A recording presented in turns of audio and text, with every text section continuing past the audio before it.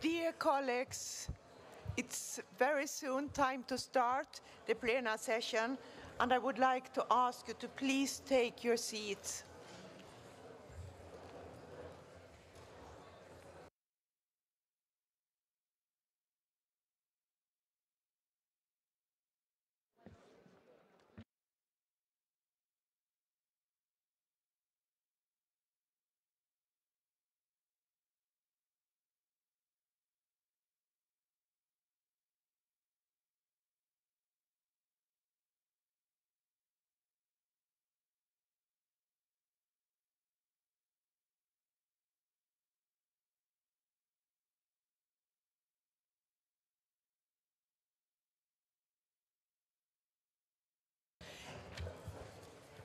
Dear colleagues, let's start the plenary session.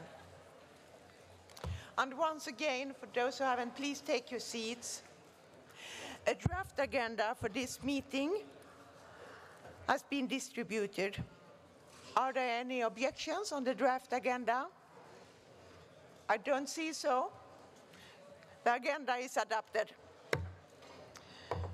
And as you can see on our agenda, we are delighted to be joined by the President of the Parliamentary Assembly of the Council of Europe. She's not here. Where is she? She'll be here later. She will come later. She's not here ready.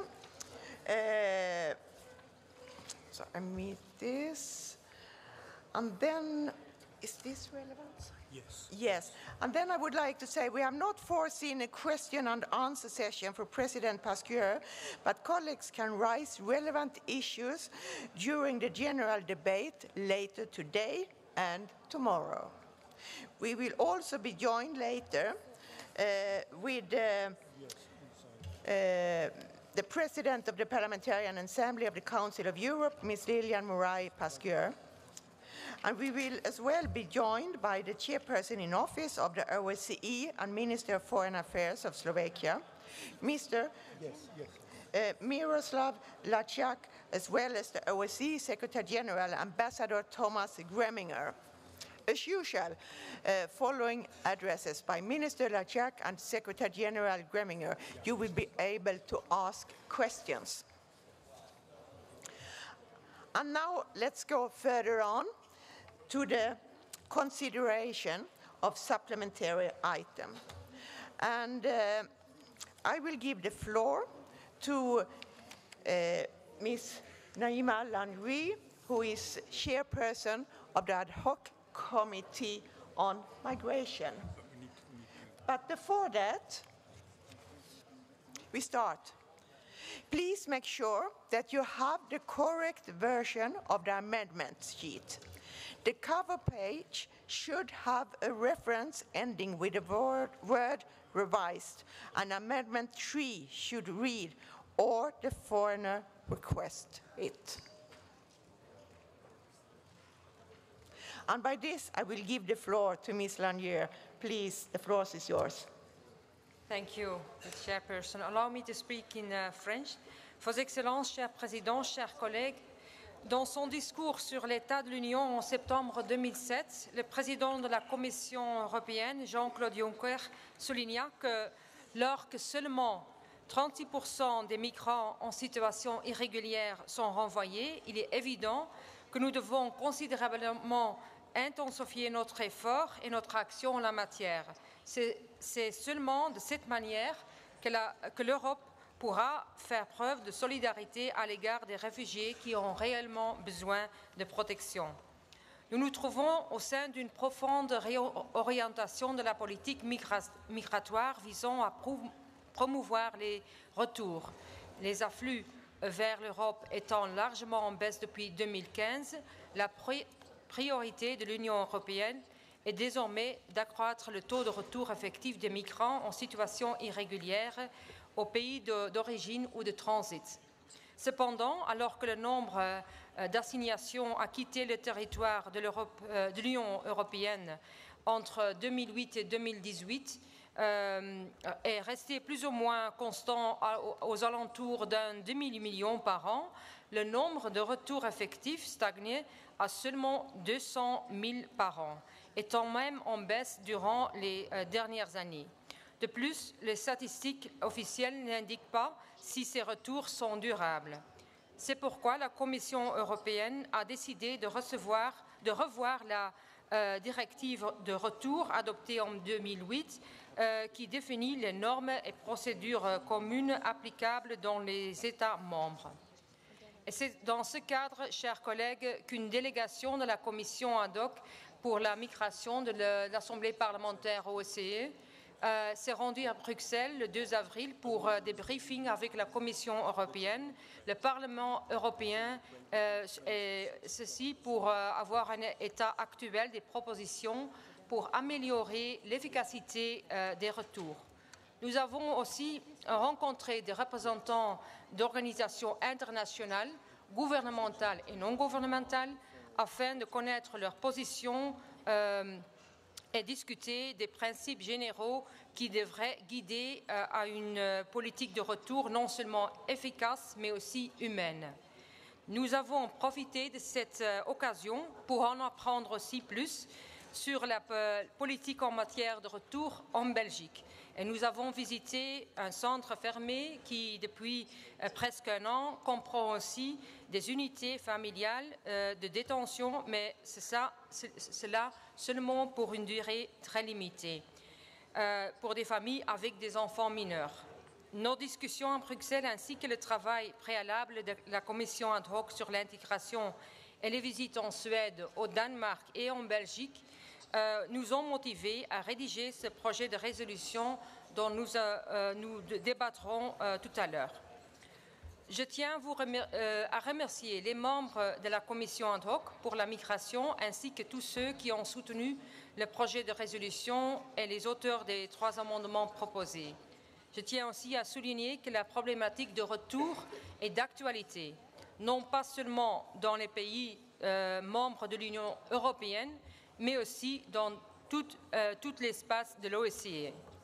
Reconnaissant les problèmes liés aux migrations massives et les décisions difficiles qui doivent être prises, ayant conscience de la nécessité de rendre la politique en matière de retour plus efficace, ce projet de résolution exhorte les États participants à adopter et mettre en œuvre une politique de retour durable, digne et efficace. Le projet de résolution met en avant un certain nombre de recommandations afin d'atteindre cet objectif. En même temps, il souligne l'importance de poursuivre des politiques d'intégration globale pour faire en sorte que les personnes auxquelles est accordé le droit de séjour soient pleinement intégrées en vue de construire des sociétés inclusives tant au bénéfice des migrants qu'aux sociétés d'accueil. Voici certains éléments de la résolution pour une politique de retour efficace et humaine. Tout d'abord, les personnes n'ayant pas droit à l'asile doivent être retournées avec dignité et dans le plein respect de leurs droits et libertés fondamentaux et du principe de non-refoulement. Le droit international interdit le renvoi d'une personne vers un pays dans lequel elle risquerait d'être exposée à la torture, des traitements inhumains ou dégradants, où sa vie ou sa liberté serait menacée. Vu les conditions actuelles en Libye, nous devons nous poser aussi sérieusement la question de savoir si on peut y renvoyer des migrants. Les retours devraient être basés sur le principe du retour volontaire si possible ou forcé si nécessaire. En effet, les retours volontaires sont non seulement plus dignes, ils sont aussi moins chers et lorsqu'on apporte une assistance à la réinsertion, ils sont aussi plus durables. Ce projet de résolution appelle alors aussi aux États participants à amplifier leur soutien aux programmes de retour volontaire assisté et de réinsertion, tels que ceux de l'Organisation internationale pour les migrations. Un certain nombre de recommandations concernent les mineurs et on demande dans la résolution qu'on mette immédiatement fin aux pratiques de séparation de famille et à l'expulsion des parents sans leurs enfants. Il demande aussi aux États de toujours mettre en œuvre des mesures alternatives à la détention et dans le cas des mineurs non accompagnés et de donner aussi la priorité à ces mesures dans le cas des familles avec enfants mineurs. Il exhorte en outre les États à envisager de prolonger le délai de départ afin de permettre aux enfants de terminer l'année scolaire.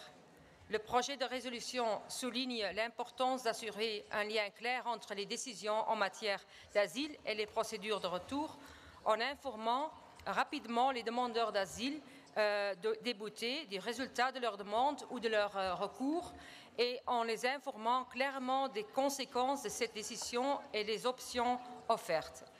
Il réitère son appel aux États d'harmoniser leur liste de pays d'origine sûrs pour lesquels des procédés d'asile accélérés et des mesures de renvoi rapides sont appliquées. Finalement, il souligne l'importance d'adopter des systèmes efficaces de suivi des retours afin d'assurer que le principe de non-refoulement a été respecté, ainsi que la nécessité d'une évaluation plus efficace des retours en recueillant des données ventilées sur les retours forcés et les retours volontaires et sur la viabilité des retours. Le projet de résolution appelle aussi aux États à faciliter la participation multipartite aux politiques d'intégration sur le marché du travail et à promouvoir la participation des pouvoirs publics à tous les niveaux, notamment celle des administrations locales, et ceci à la conception, à la mise en œuvre et à l'évaluation des politiques d'intégration. Il encourage aussi les États participants à s'inspirer des exemples de bonnes pratiques et d'utiliser l'exemple du Bureau des institutions démocratiques et des droits de l'homme de l'OSCE dans ce domaine. En conclusion, chers collègues, permettez-moi de faire référence au thème de cette session en citant l'objectif de développement durable numéro 10 sur la réduction des inégalités et en particulier le cible numéro 10.7, faciliter la migration et la mobilité de façon ordonnée, sans danger, régulière et responsable, notamment par la mise en œuvre de politiques de migration planifiées et bien gérées. Un élément indispensable pour atteindre cet objectif est une gouvernance efficace des migrations fondée sur la promotion des sociétés inclusives et de retour dignes. Je fais donc appel à vous, chers collègues, à l'Assemblée pour adopter ce projet de résolution. Je vous remercie pour votre attention. Thank you very much, Ms. Landry, for your presentation of your report.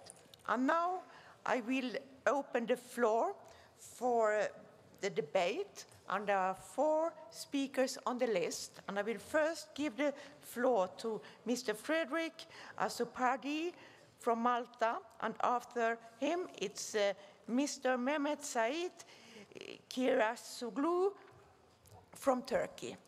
Please, Mr. Frederick Asopardi, the floor is yours.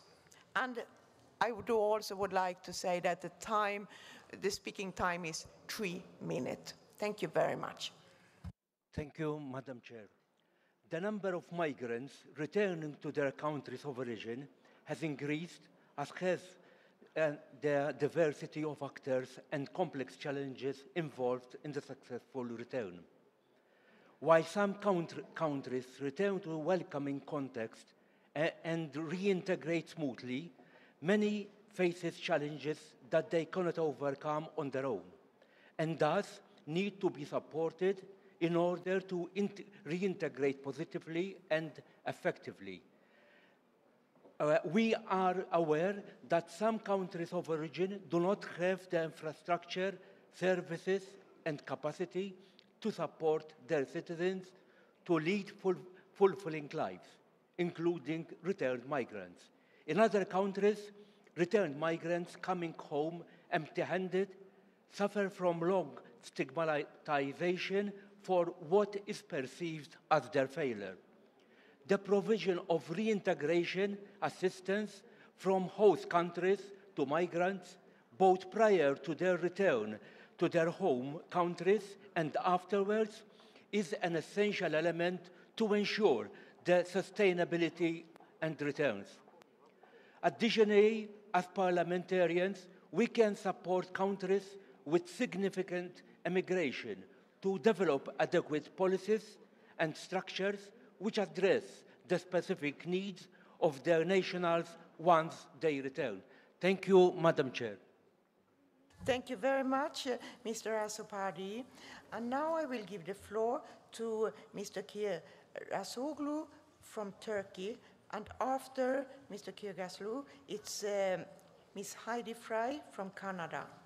And Mr. Kirasoglu, your floor is yours. Thank you.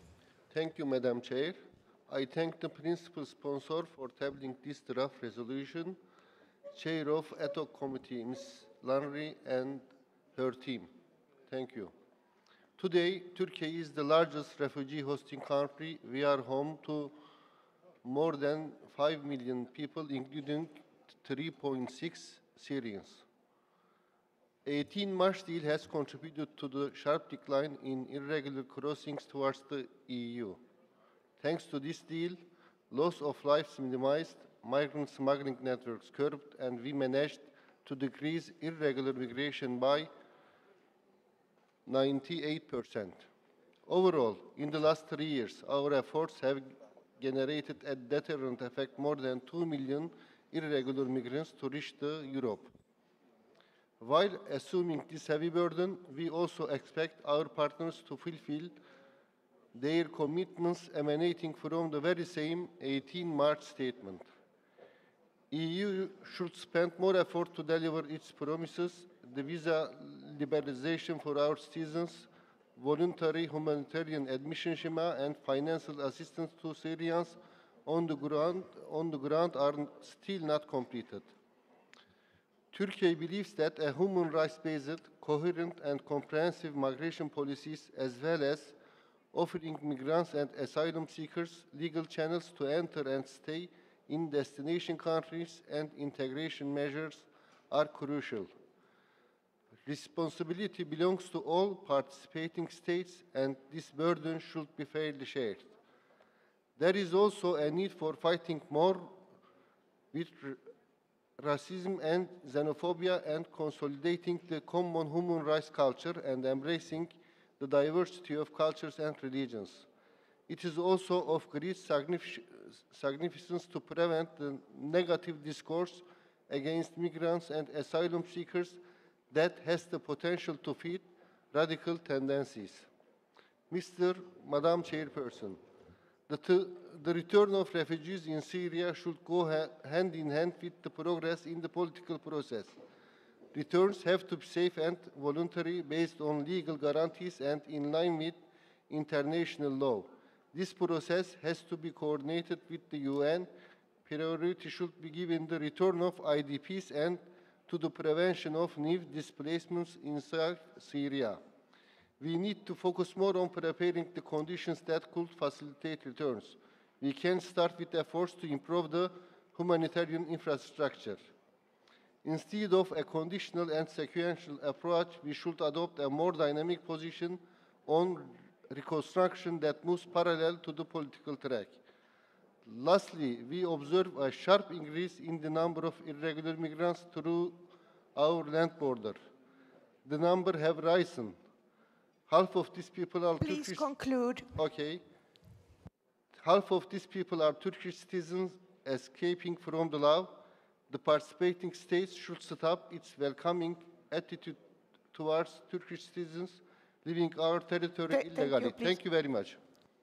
Thank you very much, Mr. Kirasoglu. And now I will give the floor to Ms. Heidi Frey from Canada, and after Ms. Heidi Frey, it's Lord Dubs from United Kingdom. By this, Ms. Heidi Frey, the floor is yours. Thank you very much. Thank you, Madam Chair. I'm a member of this ad hoc committee, and I wanted to congratulate our chair for an excellent SI.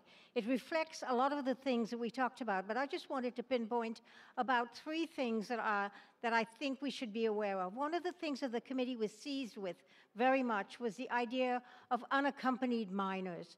What and how do we keep them safe? What and how do we deal with them when they are unaccompanied? But then, on the other hand, there are minors who are within families, and we felt very strongly that these children should not be separated from their families, that it was inhumane to do that, and that it was therefore important for us to look at places where there were unaccompanied minors or children in families and expedite the ability to go through to find out if they were going to remain, to limit the amount of detention time that these children have. But the most important thing we were concerned about was separating children from their families and of finding a place, if they did not have families, in which they could stay with people that would care for them while we are awaiting decisions for them. Not to send parents home and leave their children back in the country to which they have emigrated. I think that is a really important piece I wanted to highlight, and I think it's reflected in the SI, but I also think that it was something that we felt was important. Integration, as we heard, of migrants was really important, and we shouldn't forget to note the economic benefit of many migrants who are trained and who are skilled and who can help countries, I know, like in Canada, with certain labor shortages in certain areas where we need people to work. And so I think those are important things I wanted to speak to. But I think I just wanted everyone to consider the plight of children or unaccompanied minors, because I think that this is a really important piece that we needed to look at, because these children would be extremely vulnerable to all sorts of abuses and exploitation. And also the inhumane treatment of having them away from their parents and having not a place for them to sleep or to stay or to have some kind of dignified way of feeling safe and needed and wanted and cared for. Thank you. Thank you very much, Ms. Heidi Frey. And the last speaker is Lord Dubs from United Kingdom. The floor is yours, please. Thank you, Chair. Can I immediately acknowledge the part that Heidi Frey has played and very much support her comments on unaccompanied children. I should also like to acknowledge the part that Turkey, Lebanon, Jordan, Germany and Canada have played in welcoming refugees. I think this should go acknowledged, given the way Europe and other countries are closing their doors. The basic principle is that nobody should be returned unless it is totally safe for them to return. It's absolutely fundamental, and a breach of that is a breach of basic human rights principles and, of course, of the Geneva Convention. It is important when asylum seekers are awaiting a decision that they don't have to wait too long. Of course, there should be a fair determination process, but sometimes making people wait in a state of uncertainty with fewer rights than they ought to have is very, very damaging to their human rights. And indeed, certainly in the UK, we have limitations on the right to work. They have to be in the UK for a year, and that is a long time when people want to make their contribution to society and make their way. We have to be very careful about the use of detention for asylum seekers and migrants. It should only be a matter of the last resort, and migrants and asylum seekers should never, never be detained along with criminals. But above all, we should hardly ever use detention at all. Could I support the comment made by the Chair on Libya? What we hear about the situation in the detention camps there is appalling. And even if people have fled as economic migrants across the Sahara, by the time they've been detained in virtual captivity, they are already in danger of their lives, and we have to be very careful before we consider returning anybody to Libya. Could I pay a tribute to the chair of the Migration Committee? I've had the privilege to serve on that committee for some years, and also to Farima Dafri, the staff member, who's made sure we do our work and we do it expeditiously. I fully support this resolution. Thank you very much, Lord Dubs. And by this is the speakers listed ended, and I will give the floor to Ms. Landry to respond. The floor is yours, please. Thank you very much, Madam Chair. I would like to respond briefly. I do agree with what has been said by the different colleagues of Malta, Greece, Canada, and also the United Kingdom. It's really important. It's also in the resolution to work on programs of return, but to work also on programs of reintegration in the home countries. So that's very important, and we need, therefore, to work, to cooperate with the countries of our region to make readmission cooperations also. For Greece, I've heard also, no, it was Turkey, sorry, that it was important also to facilitate the returns in cooperation with the country of origins. Mrs. Fry, I also agree with you that the separation of children should be you never have to allow the separation of children with their parents, and that's also why it's a very important part of the resolution. There is a paragraph also underlining this, that children should not be separated from their parents, and unaccompanied minors should be never been detained. And even if they are with their parents, and if it's necessary, detention, like Lord Dubb said, it should be a measure of last resort. So I do agree with what has been said by different colleagues here in the Assembly. Thanks. Thank you very much, Ms. Lanry. And now it's time to vote on supplementary item number 17. And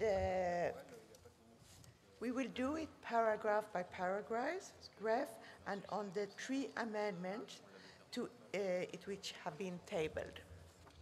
I remind members that under Rule 22 of the Rules of Procedure, the only members who may speak are the mover of the amendments or another member in favor, 1 member opposed, and the principal sponsor of the supplementary item, and in this case, Ms. Landry.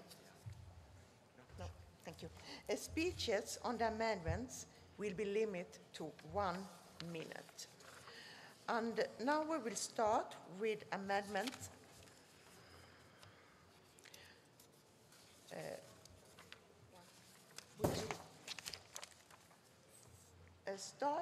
amendment number 1, and it's to amend the language in paragraph 1, and I will call Mr. Kiragoslu to move the amendment. Please, do anyone wish to? Yes. Please, the floor is yours. Thank you. Thank you, Madam Chair. We would like to add this sentence to the paragraph number 1 because security concerns of transit and destination countries are among the significant issues when it is about mass migration. They must be acknowledged as well as challenges and difficult decisions. Besides, it should also be considered that mass migratory moves usually includes organized crime such as human trafficking. Therefore, it is found appropriate to mention. Thank you. Thank you very much, Mr. Kiragoslu. Is there anybody who wants to speak against the amendment? No one? Nobody? Then I will give the floor to Ms. Landry to comment. Yes, we have talked also about this amendment in our ad hoc committee, and there was also a discussion about not having this as could be interpreted as an excuse, and that's why I propose, I understand the concerns of Turkey, but that's why I propose an oral amendment having 3 words added in the paragraph 1, and it is as follows: acknowledging the challenges, including security concerns associated with mass migration for countries. So then we have the concern, I think, of our Turkish colleagues, but we see it as one of the challenges we are confronted with. Thank you very much, Ms. Landry. And now, I didn't see that there were... No, we need to do... Yes, and now we have to go further on. And we now have an oral sub-amendment to amendment number 1. Under paragraph 10 of the Rule of 22, the rules of procedure, an oral amendment may only be considered if there is an unanimously agreement among members present. Does anyone object to allowing the oral submit to be considered? I can't see so. There is no objection. Yes. Yes, thank you very much. We will now vote on the oral sub-amendment to amendment number 1. But where is the amendment?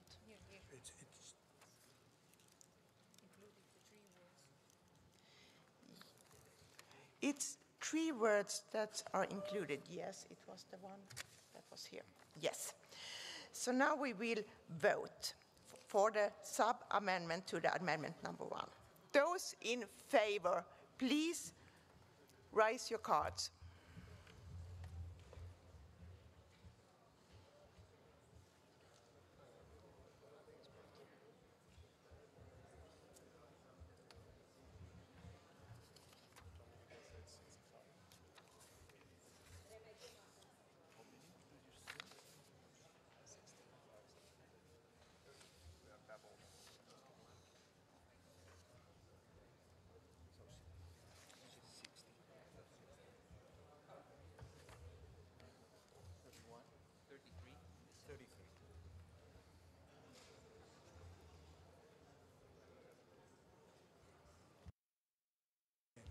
Yes, and now we will vote on those against. Please raise your card.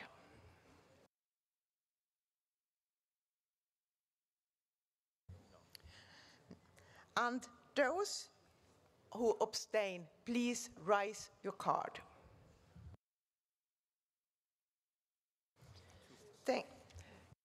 Thank you. You can take down your card.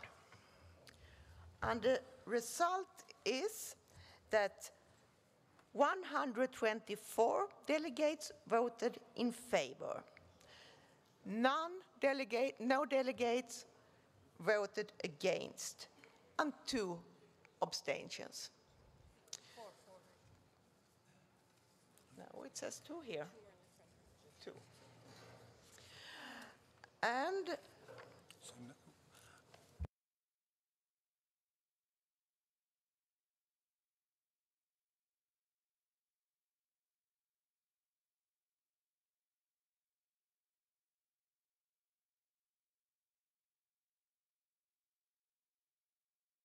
as changed by the oral amendment.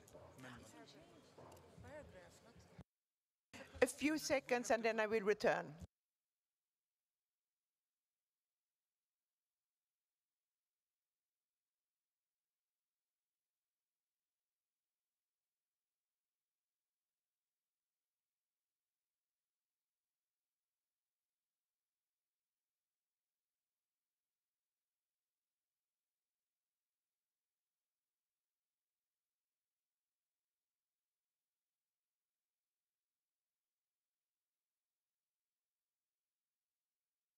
That amendment has amendment. Thank you very much for your patience. We had a small discussion here because we voted now first on the sub-amendment. It was the oral sub-amendment to amendment number 1. And by this, the oral sub-amendment to amendment number 1 is adopted. So we have to go further on to the amendment number 1 and do a vote again. And this means that those who are in favor of the amendment number 1 As changed. is changed. I hope everybody is with me. The amendment number 1 is changed. Please raise your card.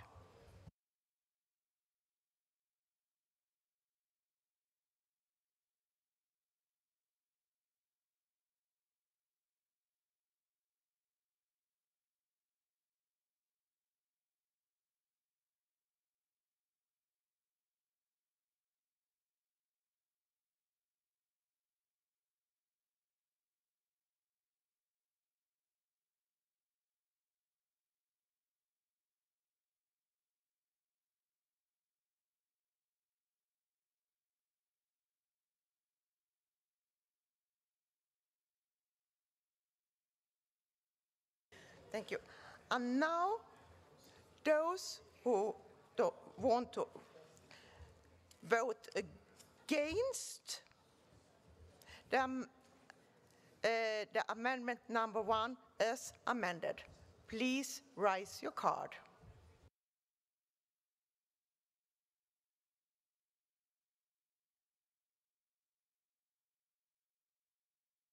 Thank you very much. And now it's time to vote on the amendment. No, it's abstentions. Yes, it's the abstentions. Those who abstain, please raise your card. If you have abstain on the as amended. No abstention. 3.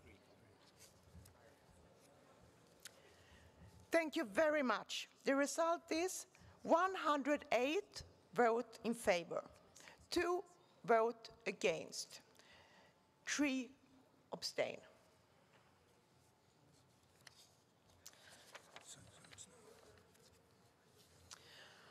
And now, I'm sorry, but we have to vote one more time because that's in the rules. And now we have to vote on paragraph number 1 as amended. So I please ask you to raise your cards to vote in favor.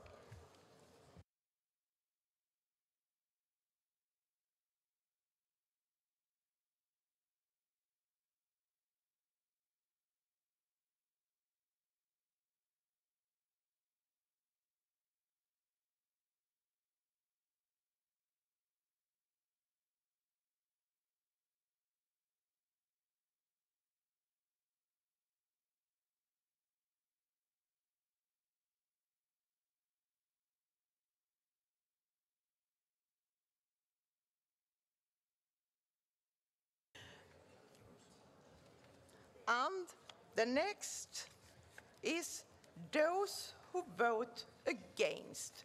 Please raise your card.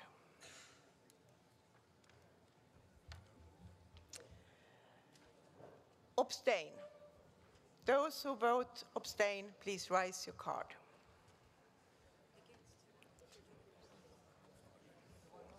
So,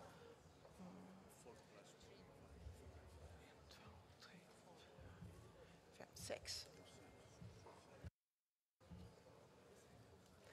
And the result is 112 in favor, 0 against, abstain 6. The paragraph number 1 as amended is adopted. And now we will move on to paragraph 2 to 13 of the supplementary item. As there is no amendment, I will first ask you if we can take them in all. I could see that you agree on this. There is no objection. So please, if you are in favor to adopt number 2 to 13, raise your card.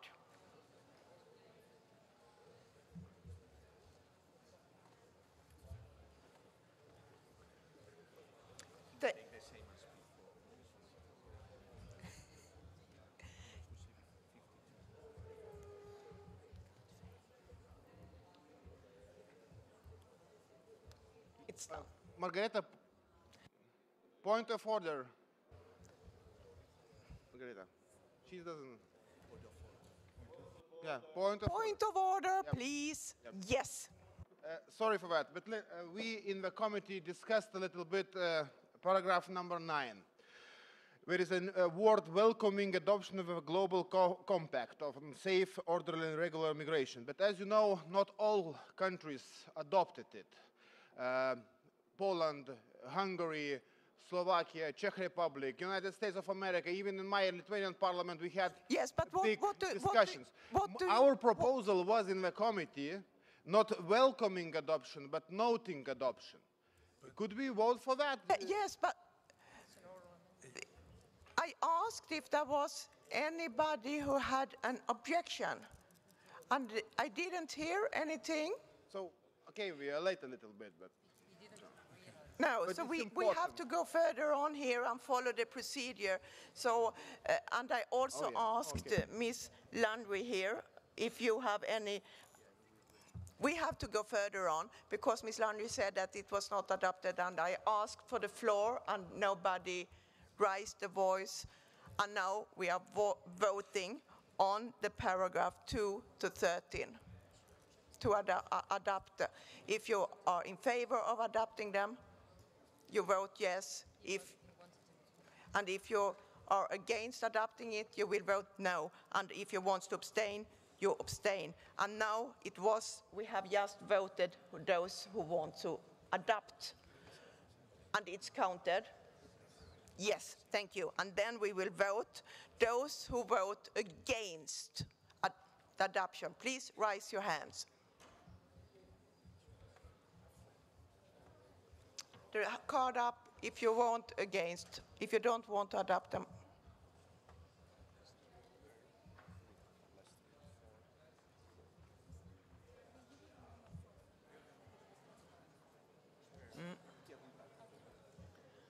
One, two.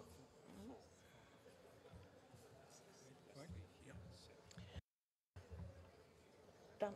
And those who abstain, please raise your card. And those who have voted against, you can take your card down. Those who abstain, raise your card.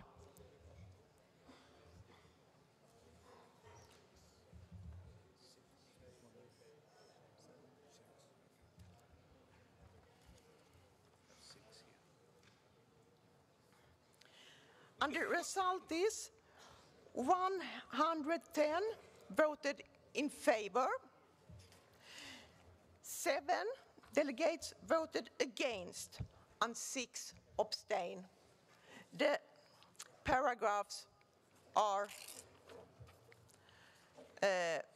adopted.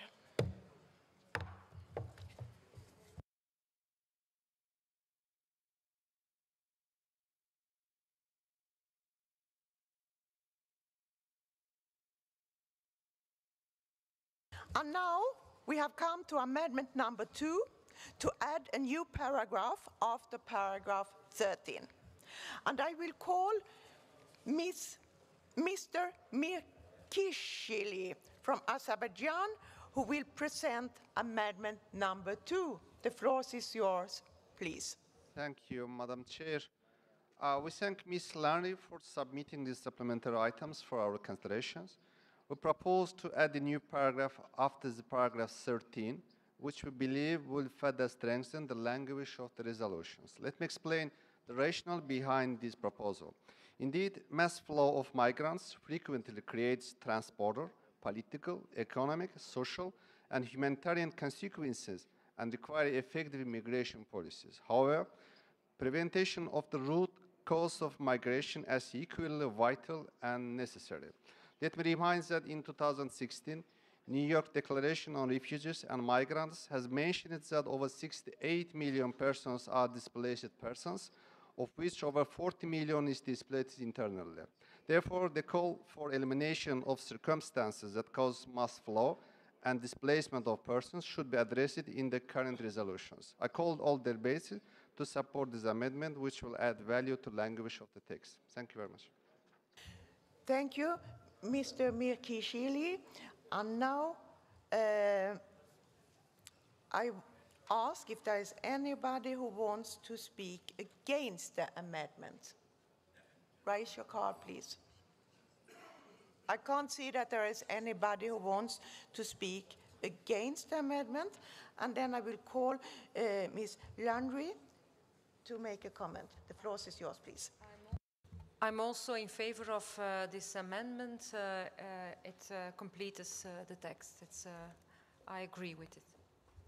Thank you very much, Ms. Landry. And now we have to vote on the amendment number 2. And I would like to ask those who vote in favor of amendment number 2 to raise your card.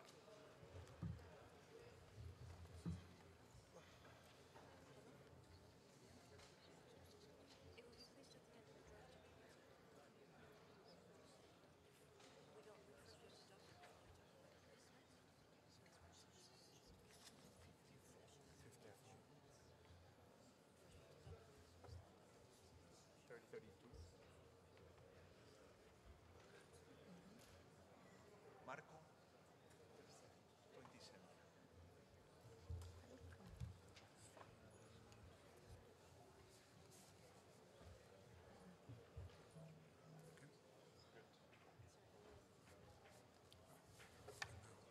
Yes.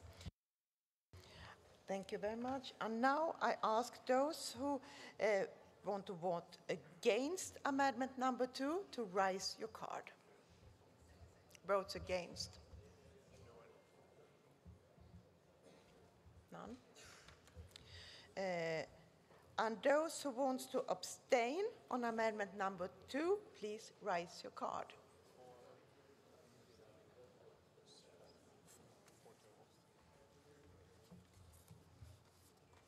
And the result is 113 voted in favor of the amendment number 2, 0 voted against amendment number 2, and 4 abstained.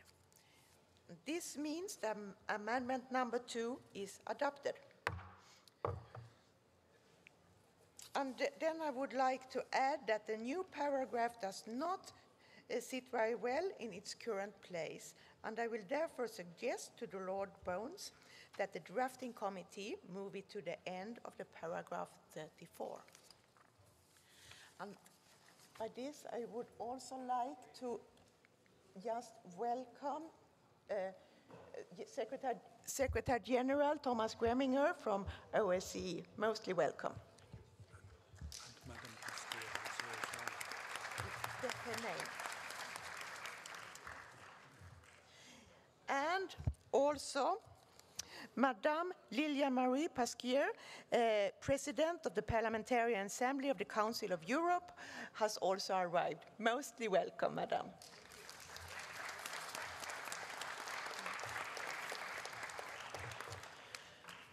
And then we have to continue our voting procedure, and we will move further on to the paragraph number 14 and to 17 of the supplementary item. Is there any objection to handle them together? Please raise your card if you are against. None. Then I would like to ask you, those who vote in favor of the paragraph 14 to 17, please raise your card.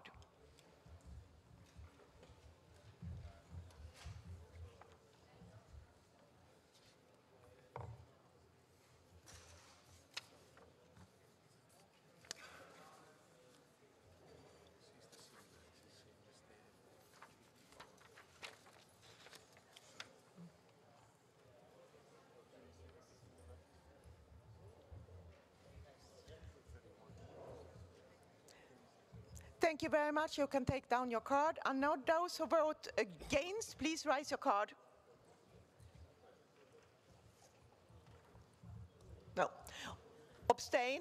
Those who abstain, paragraph 14 to 17, please raise your card.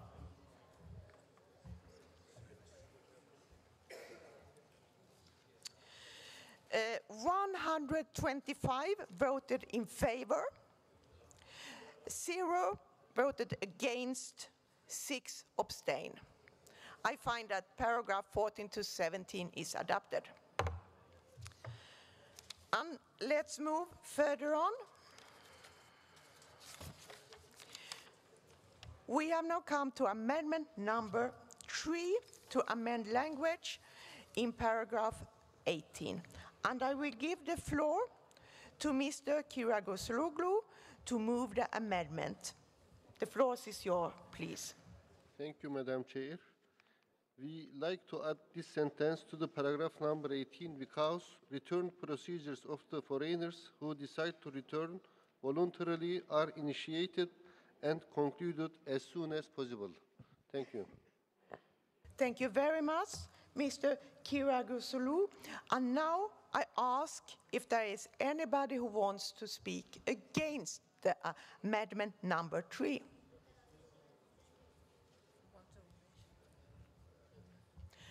I don't see that anybody wants to speak against amendment number 3, and I will give the floor to Ms. Landry to comment. The floor is yours, please. I would like to thank the colleagues of Turkey for their amendment, saying also that persons who want to leave earlier should be having the possibility to leave earlier. But I would like to have an oral amendment because the word foreigner is not the right word. It must be here irregular migrants, because of course you can also have foreigners in your country but with a permit to stay. So we are not talking about persons with permits to stay but only about irregular migrants. So if you agree with this amendment, oral amendment, we could also of course accept your amendment. Yes, we agree. Thank you very much, Ms. Landry. And did I hear that Mr. Kyragoslu agreed to Ms. Landry's We agree. oral amendment? Yes. So this means that there is only one amendment. And now we have to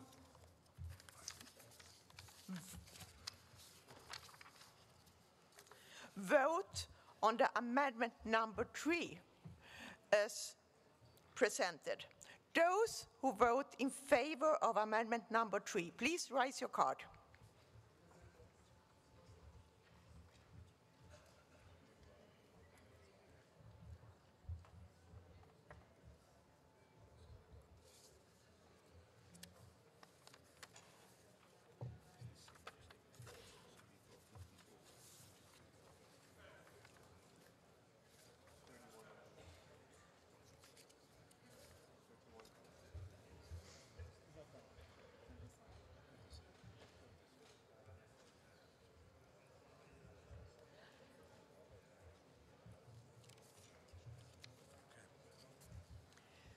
Ready? Thank you. Now we can take down your card, and I will ask those who want to vote against amendment number 3, please raise your card. Over there.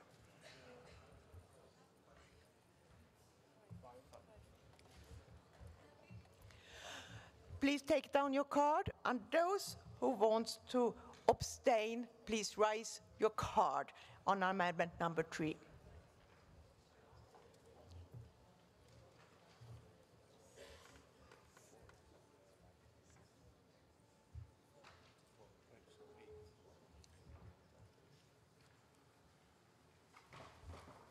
Thank you. And the result is 110 voted in favor, 5 against, 8 abstained. And this means that the amendment is adopted. And after this, we have to vote on the paragraph number 18 as amended. And I would like to ask you again to vote. And those who vote in favor as the amended paragraph number 18, please raise your card.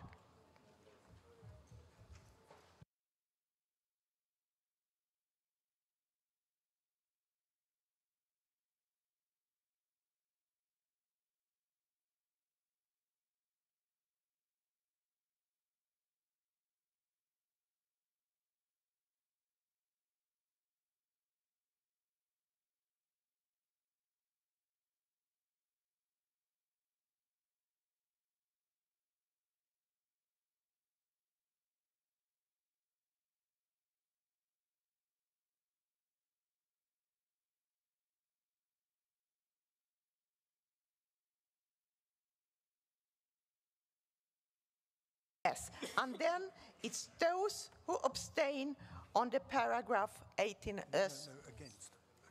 Against, I'm sorry. Those who vote against, please raise your card. Against the paragraph number 18.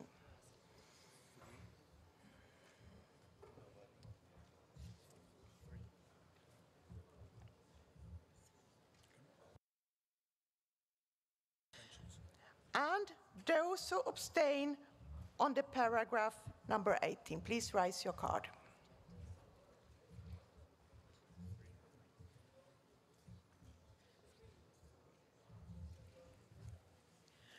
And we have a result. 105 voted in favor, 3 voted against, and 3 abstained. The paragraph number 18 as amended is adopted.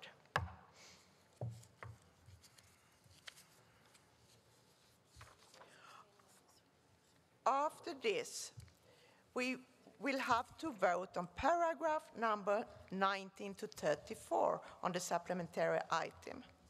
Is there any objection to vote on the paragraph number 19 to 34? I don't see so.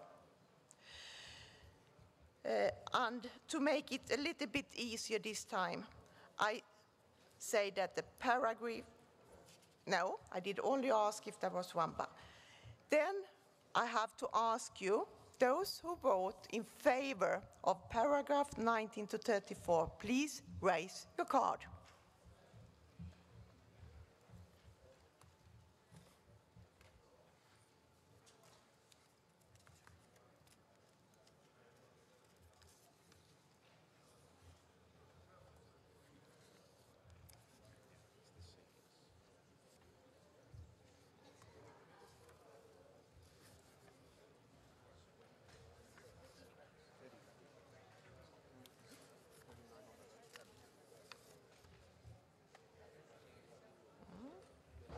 Result?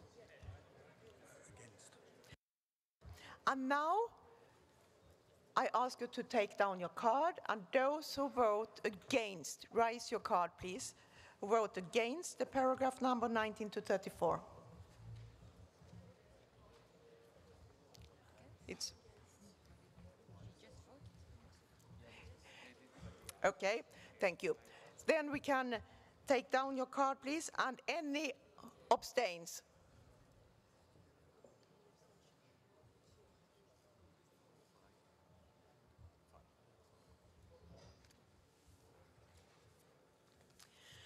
We have a result. 122 voted in favor of paragraph 19 to 34, 0 no, and 5 abstentions. The paragraph number 19 to 34 is amended. Adopted, yes. And now we have to vote on the whole supplementary item. And as amended. It's a lot of steps here, but this is the final one. And I ask you who vote in favor of supplementary 17 as amended as a whole, please raise your card.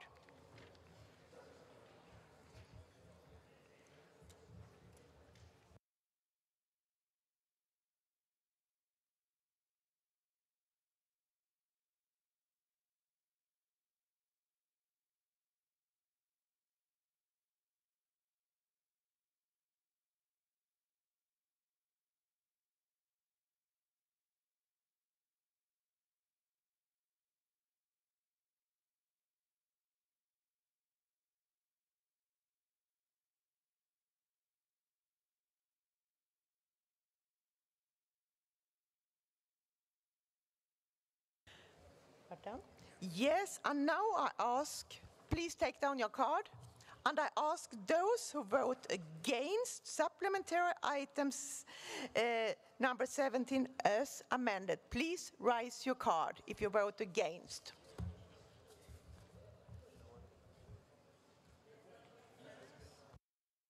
Thank you, and now the last is any abstentions, please raise your card.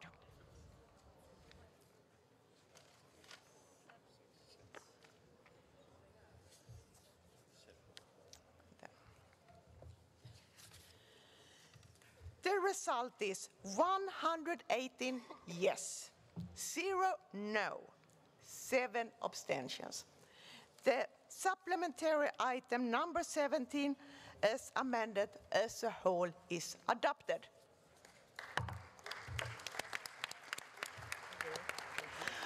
And by this, I say thank you, and I will give the floor to our president, Mr. Tsereteli. Thank you very much for your patience. Thank you.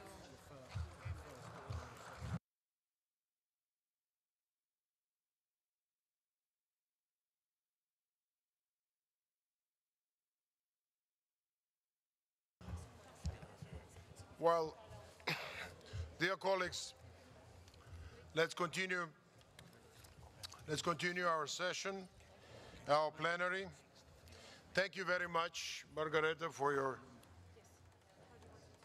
good work, and of course, our ad hoc committee and other members who contributed to this resolution for this very important, let's say, document that we adopted now. So now we'd like to offer you to move to the point 3 in our agenda.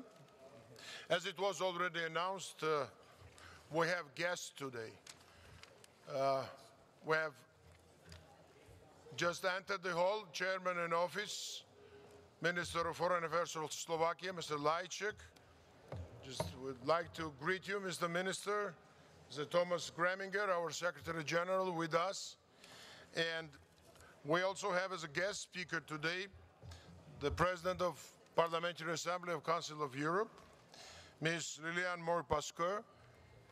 And I'd like to ask President of Parliamentary Assembly of Council of Europe to take floor. You are here. Yeah, I think so.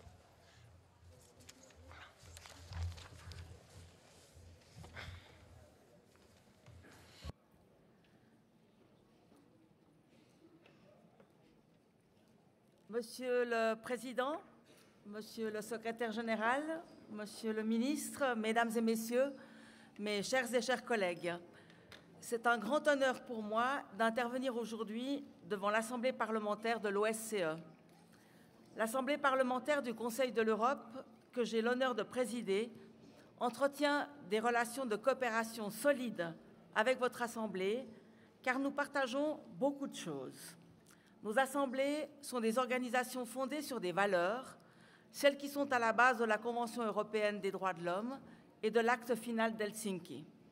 Nous poursuivons les mêmes objectifs: préserver la paix, promouvoir le dialogue entre les gouvernements et les parlements, faciliter les contacts entre nos concitoyennes et concitoyens afin de bâtir ensemble un espace de paix, de sécurité, de démocratie, de droits humains et d'état de droit qui s'étend de San Francisco à Vladivostok.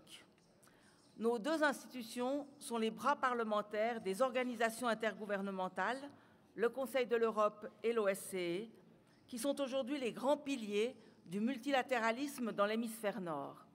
Aujourd'hui, alors que les mécanismes multilatéraux de coopération internationale sont de plus en plus remis en question, nous ne devons pas sous-estimer l'importance du rôle que nous jouons.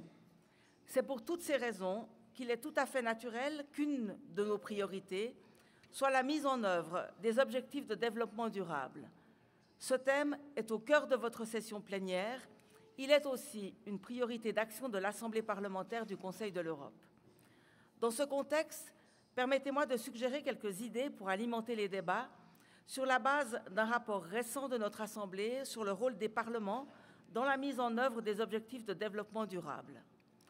Premièrement, nous devons promouvoir l'acquis normatif en matière de droits humains, d'institutions démocratiques et d'état de droit développés en Europe, en tant que cadre de référence et de modèle pour une réglementation globale. De nombreuses conventions élaborées dans le cadre du Conseil de l'Europe sont des outils innovants et uniques, comme par exemple la Convention sur la prévention et la lutte contre la violence à l'égard des femmes et la violence domestique, la Convention d'Istanbul, la Convention sur la protection des enfants contre l'exploitation et les abus sexuels, la Convention de Lanzarote, ou encore la Convention du Conseil de l'Europe sur la lutte contre la traite des êtres humains. Ces instruments internationaux sont ouverts aux États non membres et peuvent donc servir de cadre de référence pour tous les États membres de l'OSCE. Les mécanismes de suivi établis par nos conventions fournissent des critères objectifs et des indicateurs mesurables qui, dans de nombreux cas, s'appliquent aussi aux objectifs de développement durable.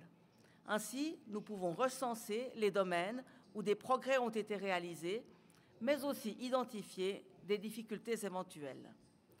Deuxièmement, la mise en œuvre des objectifs de développement durable est un processus multi-acteurs.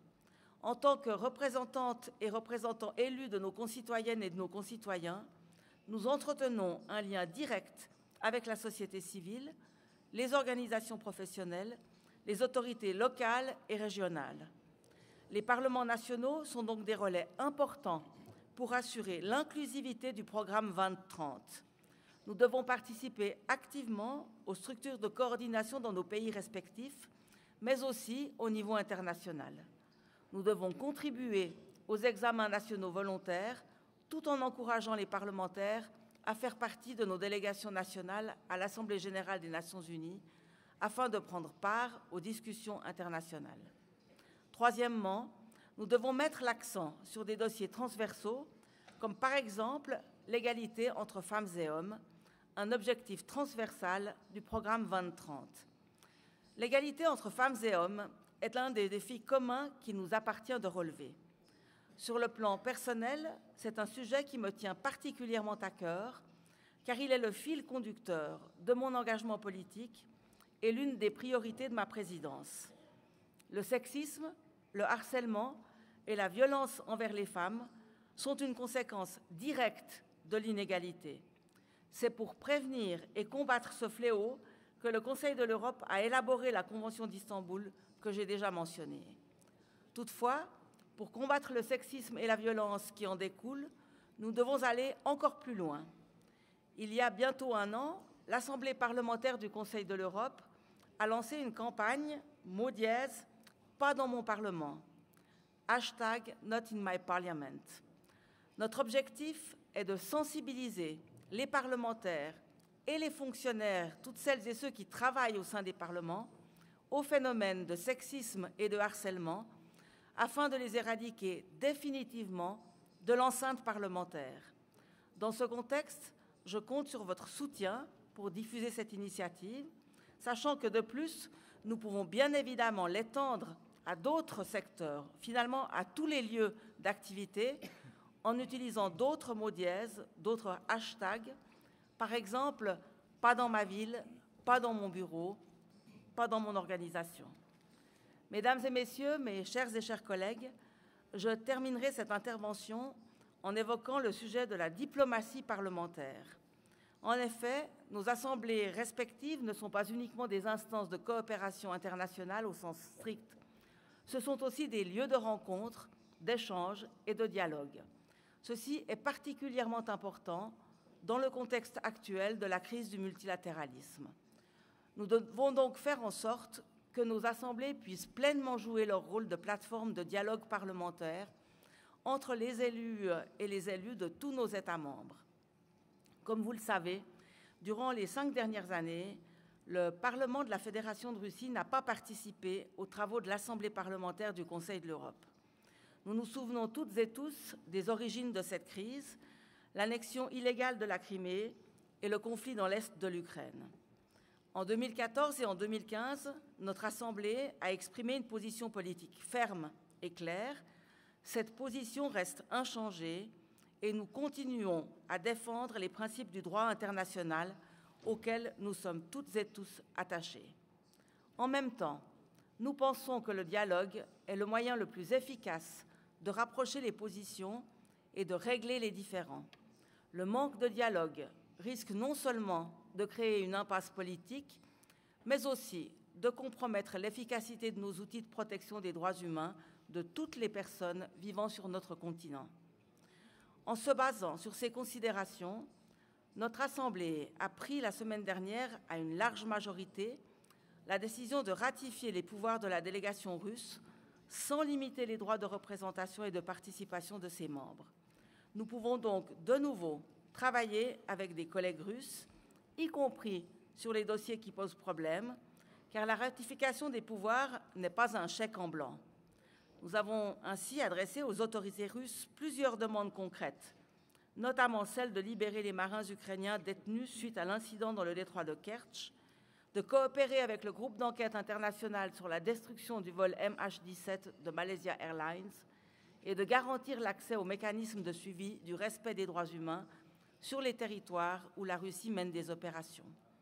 Nous comptons sur la pleine et entière coopération de la Russie sur tous ces dossiers et je vous tiendrai informé à la prochaine occasion de l'avancement de nos travaux, en espérant pouvoir compter, mesdames et messieurs, sur le soutien et la participation active de toutes les personnes de bonne volonté à toutes les actions susceptibles de favoriser le dialogue et la résolution des conflits. Je vous remercie de votre attention.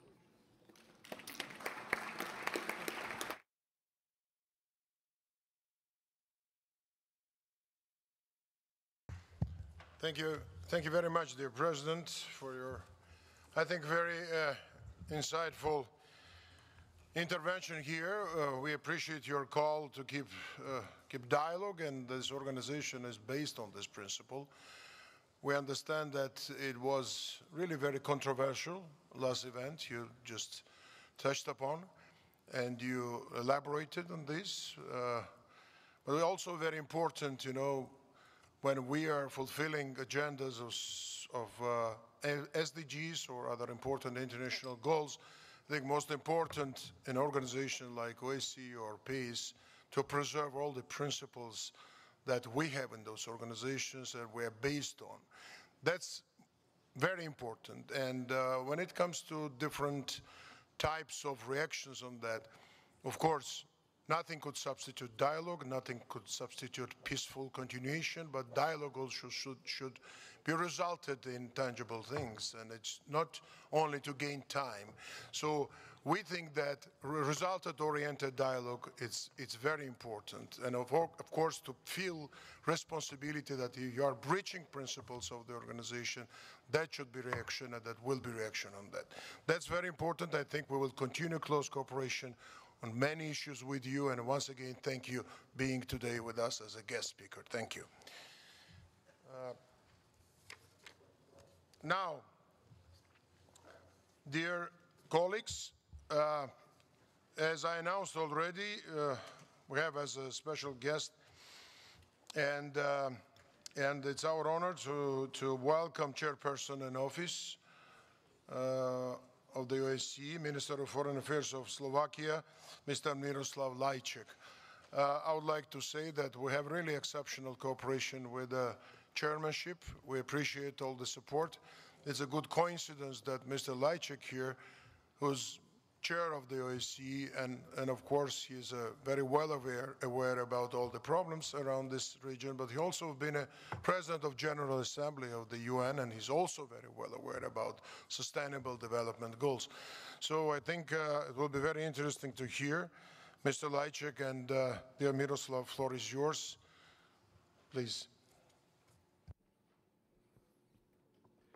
Thank you very much. Dear President Tsereteli, dear President Pasquier, dear Speaker Edgen, Secretary General Greminger, Excellencies, distinguished parliamentarians, ladies and gentlemen. We had the opportunity for an exchange during your winter session in Vienna, and I'm very glad to be with you again.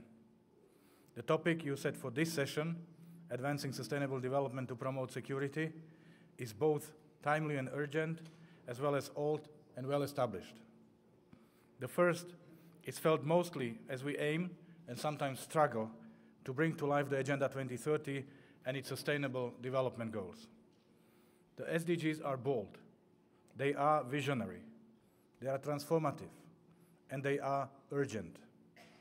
But they did not come together overnight. In fact, groundwork had to be laid for years. And the major part of this began, I believe, in 1975 with the Helsinki Final Act, and hence my second point. Because that was the very beginning of what we now know as a unique feature of the OSCE, its comprehensive approach to security. When diplomats and dignitaries met in Helsinki, they acknowledged that security could not be viewed in a vacuum. They knew that they would need to focus on more than just tanks, artillery, and military positions to bring about lasting peace and security for people in the region. Instead, they looked around and they saw that security challenges are both prevented and exacerbated by many other issues, from trade and economic development to the protection of the environment and the promotion of human rights. Today, the OSCE, through its field operations, autonomous institutions, and secretariat, continues to be active in both stable countries and conflict settings. It has its own expertise, its own prevention toolbox, its own local knowledge, and it can, I believe, uniquely contribute to achieving the Sustainable Development Goals. And you, parliamentarians, have an important role to play. An increase in funding to schools, efforts to boost the participation of women in local governments, observing elections. These are the kind of activities that parliamentarians are participating in on a daily basis. They are not always labeled as Goal 4, quality education, Goal 5, gender equality, or Goal 16, effective institutions. But they are examples of SDGs brought to life, thanks to the work of the OSCE. And your perspectives and lessons learned are so crucial to the process. Because, as I told you back in February, you are the link between the OSCE and the people it serves. You inform and inspire the work of our organization. And back then, I also spoke about the 3 priorities the Slovak chairmanship has set for ourselves for this year. It's 1, conflict prevention, 2, safer future, and 3, multilateralism. Well, we are at halftime, and this is an opportunity to reflect on the work done, but also on the challenges ahead. So let me take a few moments to do just that, while focusing on links between development and security. So to start with our first priority, preventing and resolving conflicts and mitigating their impacts on people. In the past 6 months, I visited all OSCE field missions, and what I saw was a mixed picture. Situation that filled me with hope, such as political leaders working hand in hand with the OSCE, young people of different backgrounds, religions, and ethnicities building democracies together, or vibrant civil societies. But at the same time, I could not overlook examples of despair. No bridges, no electricity, no phone connection. These images need to keep us alert. We, the parliamentarians, politicians, and policymakers are the ones expected to act, expected to help. We cannot simply wait for progress to happen. So while our chairmanship focuses on supporting solutions agreed at the negotiating table, we are also working on concrete measures aimed at improving the lives of people caught up in the midst of crisis.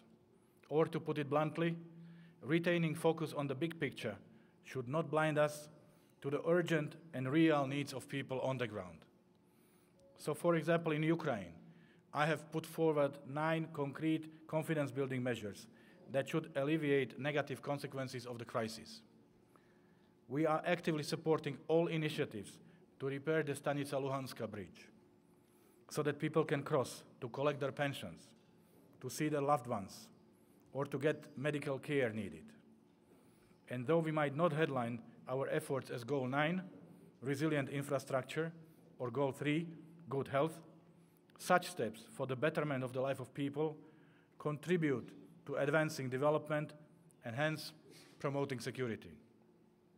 Of course, all our efforts would be empty without necessary political engagement of the actors on both sides of the bridge. And in this context, I have welcomed recent disengagement of heavy armory on both sides.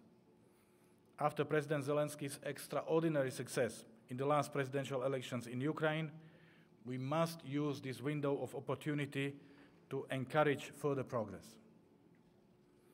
But recently there have also been situations when I had to express my concerns, as was the case on crossing point closures over the Nguri in Georgia.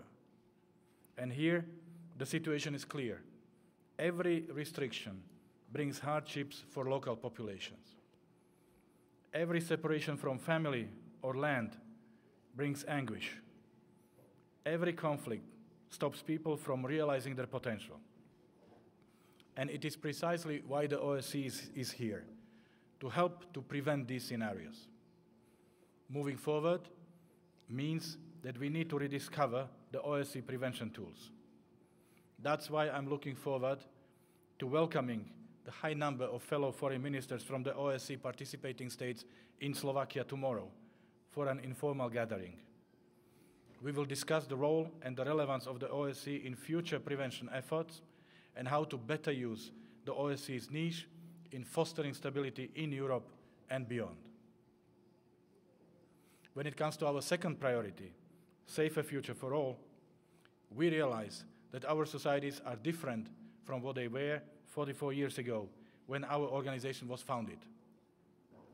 Today we need to lead dialogue on topics unimagined just a few decades ago. And while we must use our existing tools and practices, we need to keep our eyes open to see and to seize new opportunities.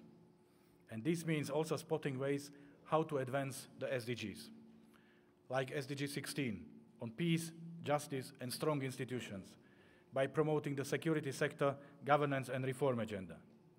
To do so, we started a whole process of 3 regional workshops feeding into a special conference on the topic in September. Or SDG 5 on gender equality, by promoting gender mainstreaming and greater participation of women in OSCE efforts. And just last Friday, our chairmanship organized a workshop on promoting the role of women in addressing environment and security challenges. But if we are serious about the sustainable development, we need all parts of society to contribute. There are 1.8 billion people between the age of 10 and 24. We have the largest generation of youth in history, and we need to hear their voices and take them into account.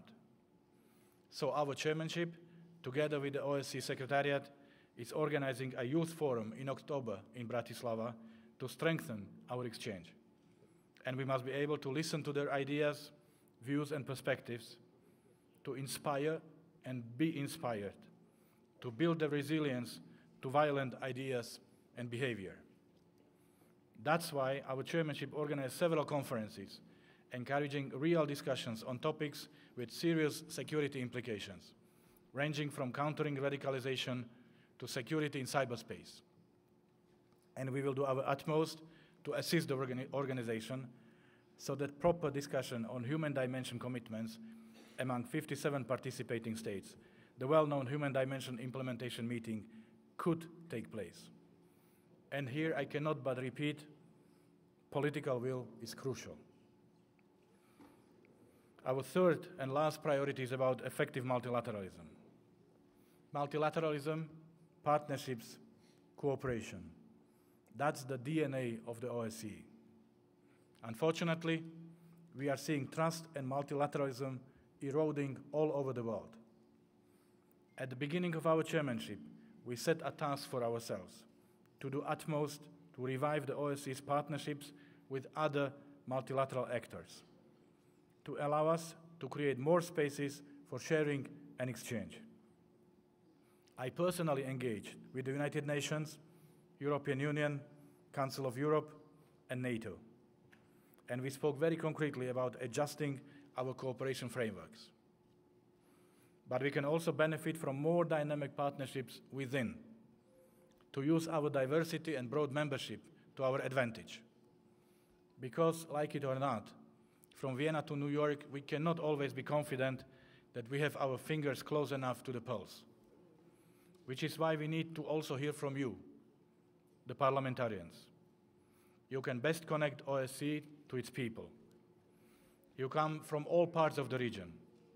You know the reality, the worries, and the needs of people. You can best see sustainable development in action, with every new school open, every new medical device safeguarded, every forest cleaned up. Your perspectives allow the OSCE to improve its own contribution to the implementation of Agenda 2030.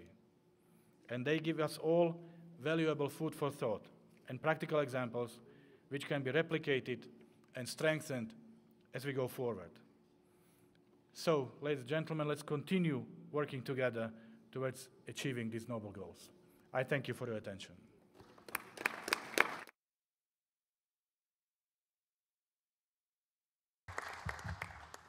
Thank you, dear Chairman in Office. I think it was important to hear from you again about your commitments and dedication to all the priorities and the work you are doing. And I think in this Parliamentary Assembly we're following, how actively you are working in this position, the pace of your work, and you're really trying to make difference in this challenging times. Be sure that strength of this Parliamentary Assembly, which is a pillar of the OSCE, which is, I think, a backbone of this organization, is strength for you too, and I think it's very important to keep those contacts and close cooperation, and thank you very much for your support we feel here.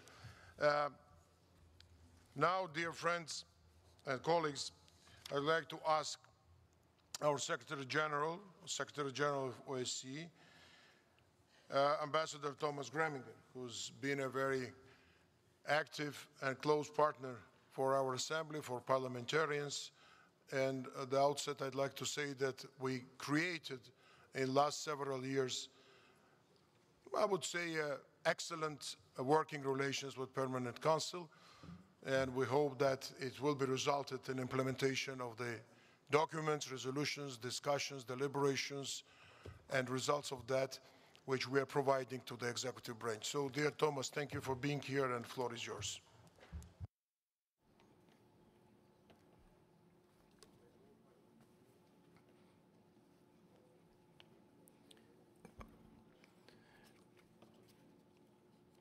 President Tsereteli, Minister Lajczak, Secretary General Montella, distinguished members of the OSCE Parliamentary Assembly.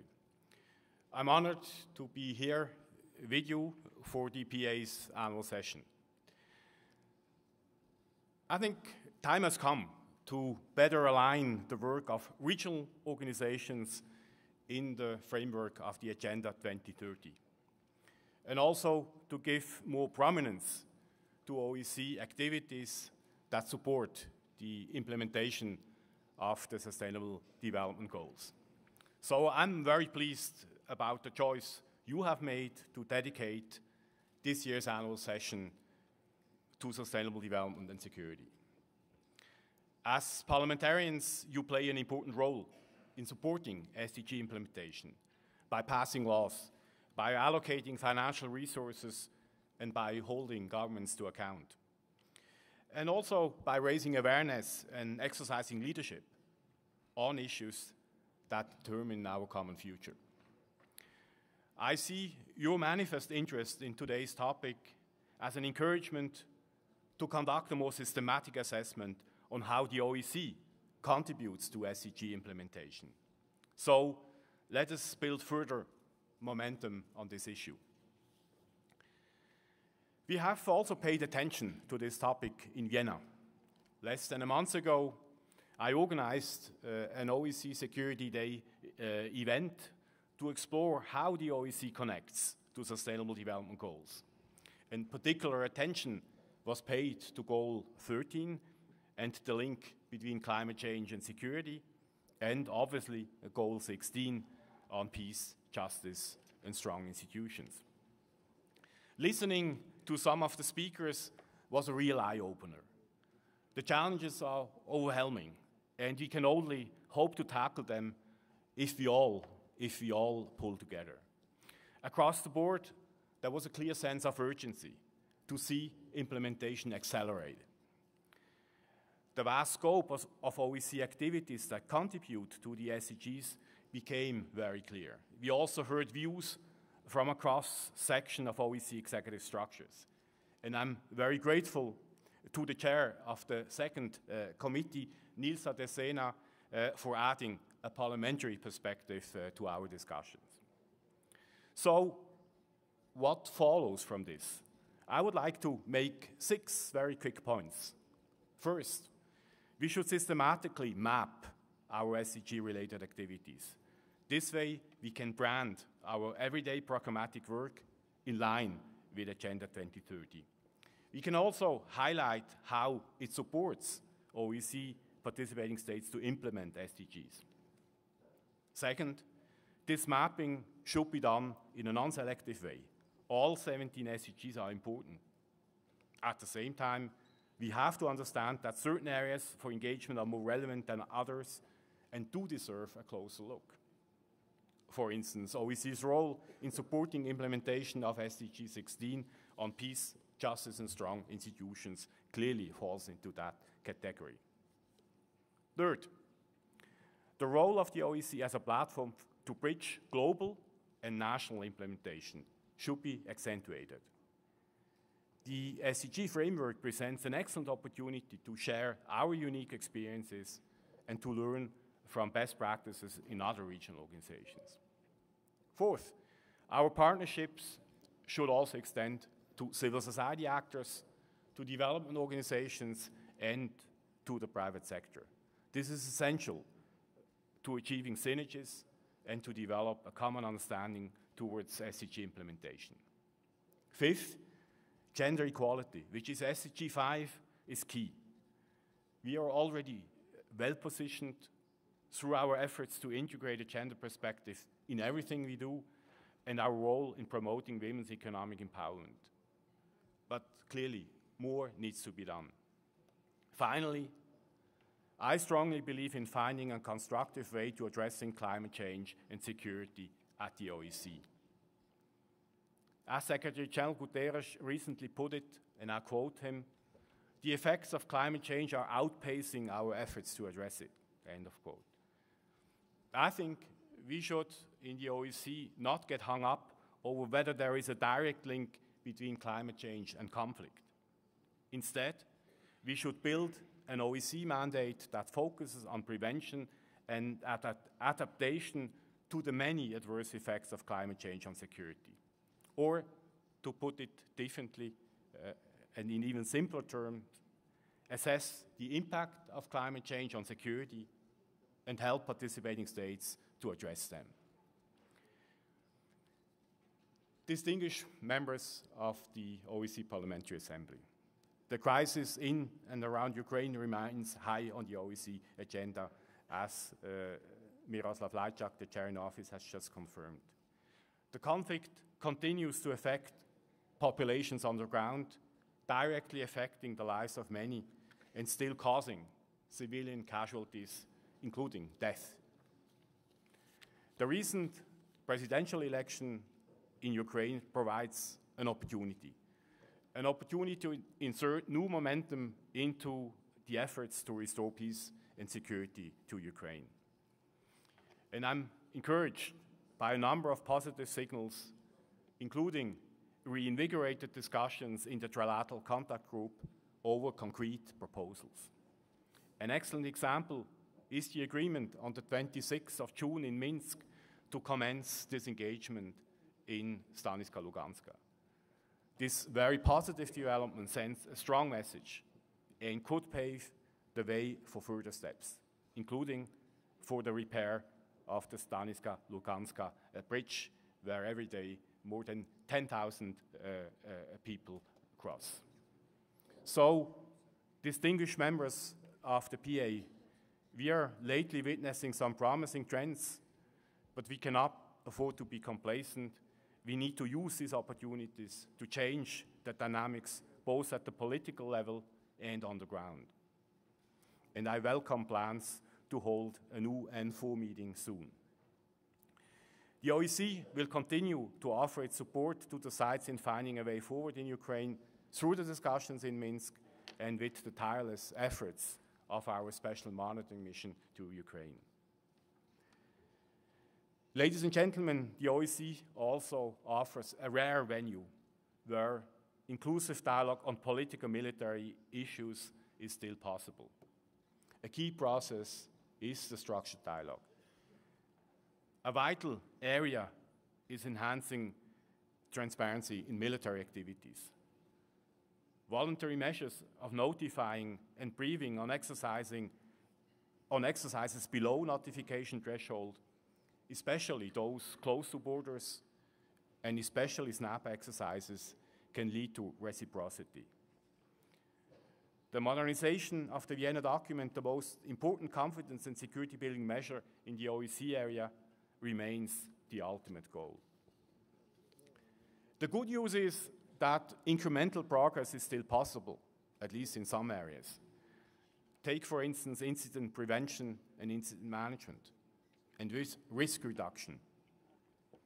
Capitals play a particularly critical role in this data-driven process.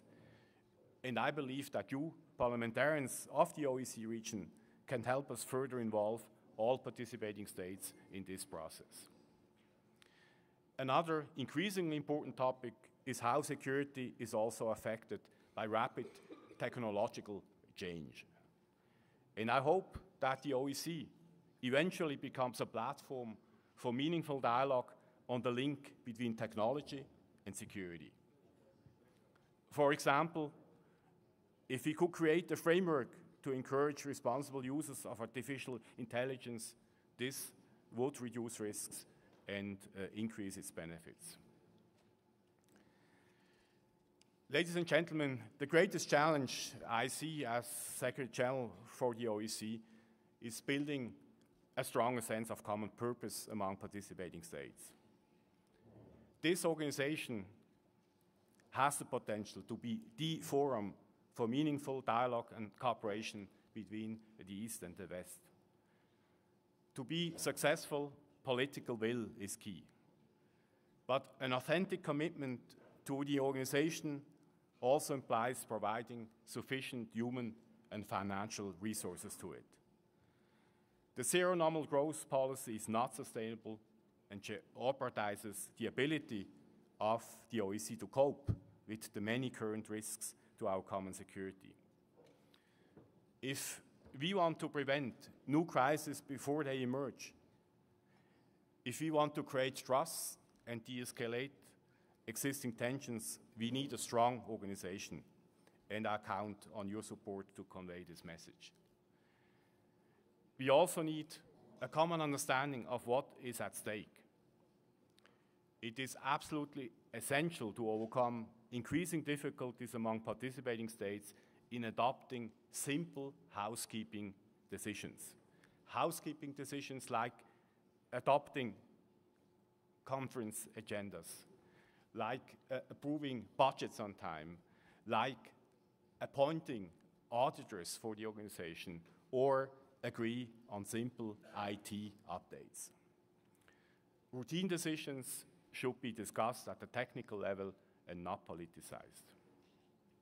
In conclusion, I would like to express my gratitude to President Serratelli and Secretary General Montella for the excellent relations that the Secretariat maintains with the OECPA at all levels, really at all levels. And of course, congratulations, dear Roberto, on your reappointment by the OECPA Standing Committee. And I would also like to stress our full support to the Slovak chairmanship with the informal ministerial council just a day ahead of us. Thank you very much for your attention.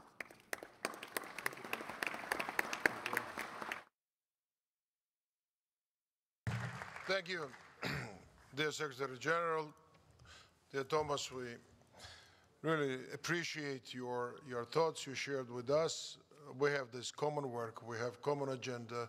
You rightly mentioned that we have close cooperation, and it's needed in those times. Especially, we will understand all the complexity of the work and a package that you are dealing with, having this consensus rule also in the Permanent Council. But that's your, let's say, job. That's our work, and we have to unite our efforts. We are parts of this organization, and I think only with united efforts we can move on and we can make difference and achieve results, which is a main demand and request of our people, of our voters, our citizens. So thank you very much for your cooperation, and thank you also for mentioning work of our Secretariat, Roberto Montella, Francesco, Andres Notelle, all our Vienna office.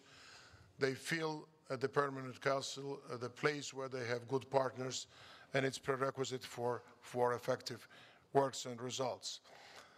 Thank you. And now, dear colleagues, we have now the short quick question and answer session with Chairman in Office and Secretary General. We already closed our speakers list, our colleagues who requested questions. There's 4 of them. And at first it will be Margareta Kennan-Ninen from Switzerland, followed by Mr. Junila from Finland. Merci beaucoup, Monsieur le Président. Chair in Office, Secretary General, President of the Parliamentary Assembly of the Council of Europe, ladies and gentlemen, dear colleagues, I have recently conducted a human rights monitoring mission to eastern Ukraine, up to the front line, not beyond, by default of authorization, whose activities and recommendations are contained in a report recently published by our OSCE Parliamentary Assembly.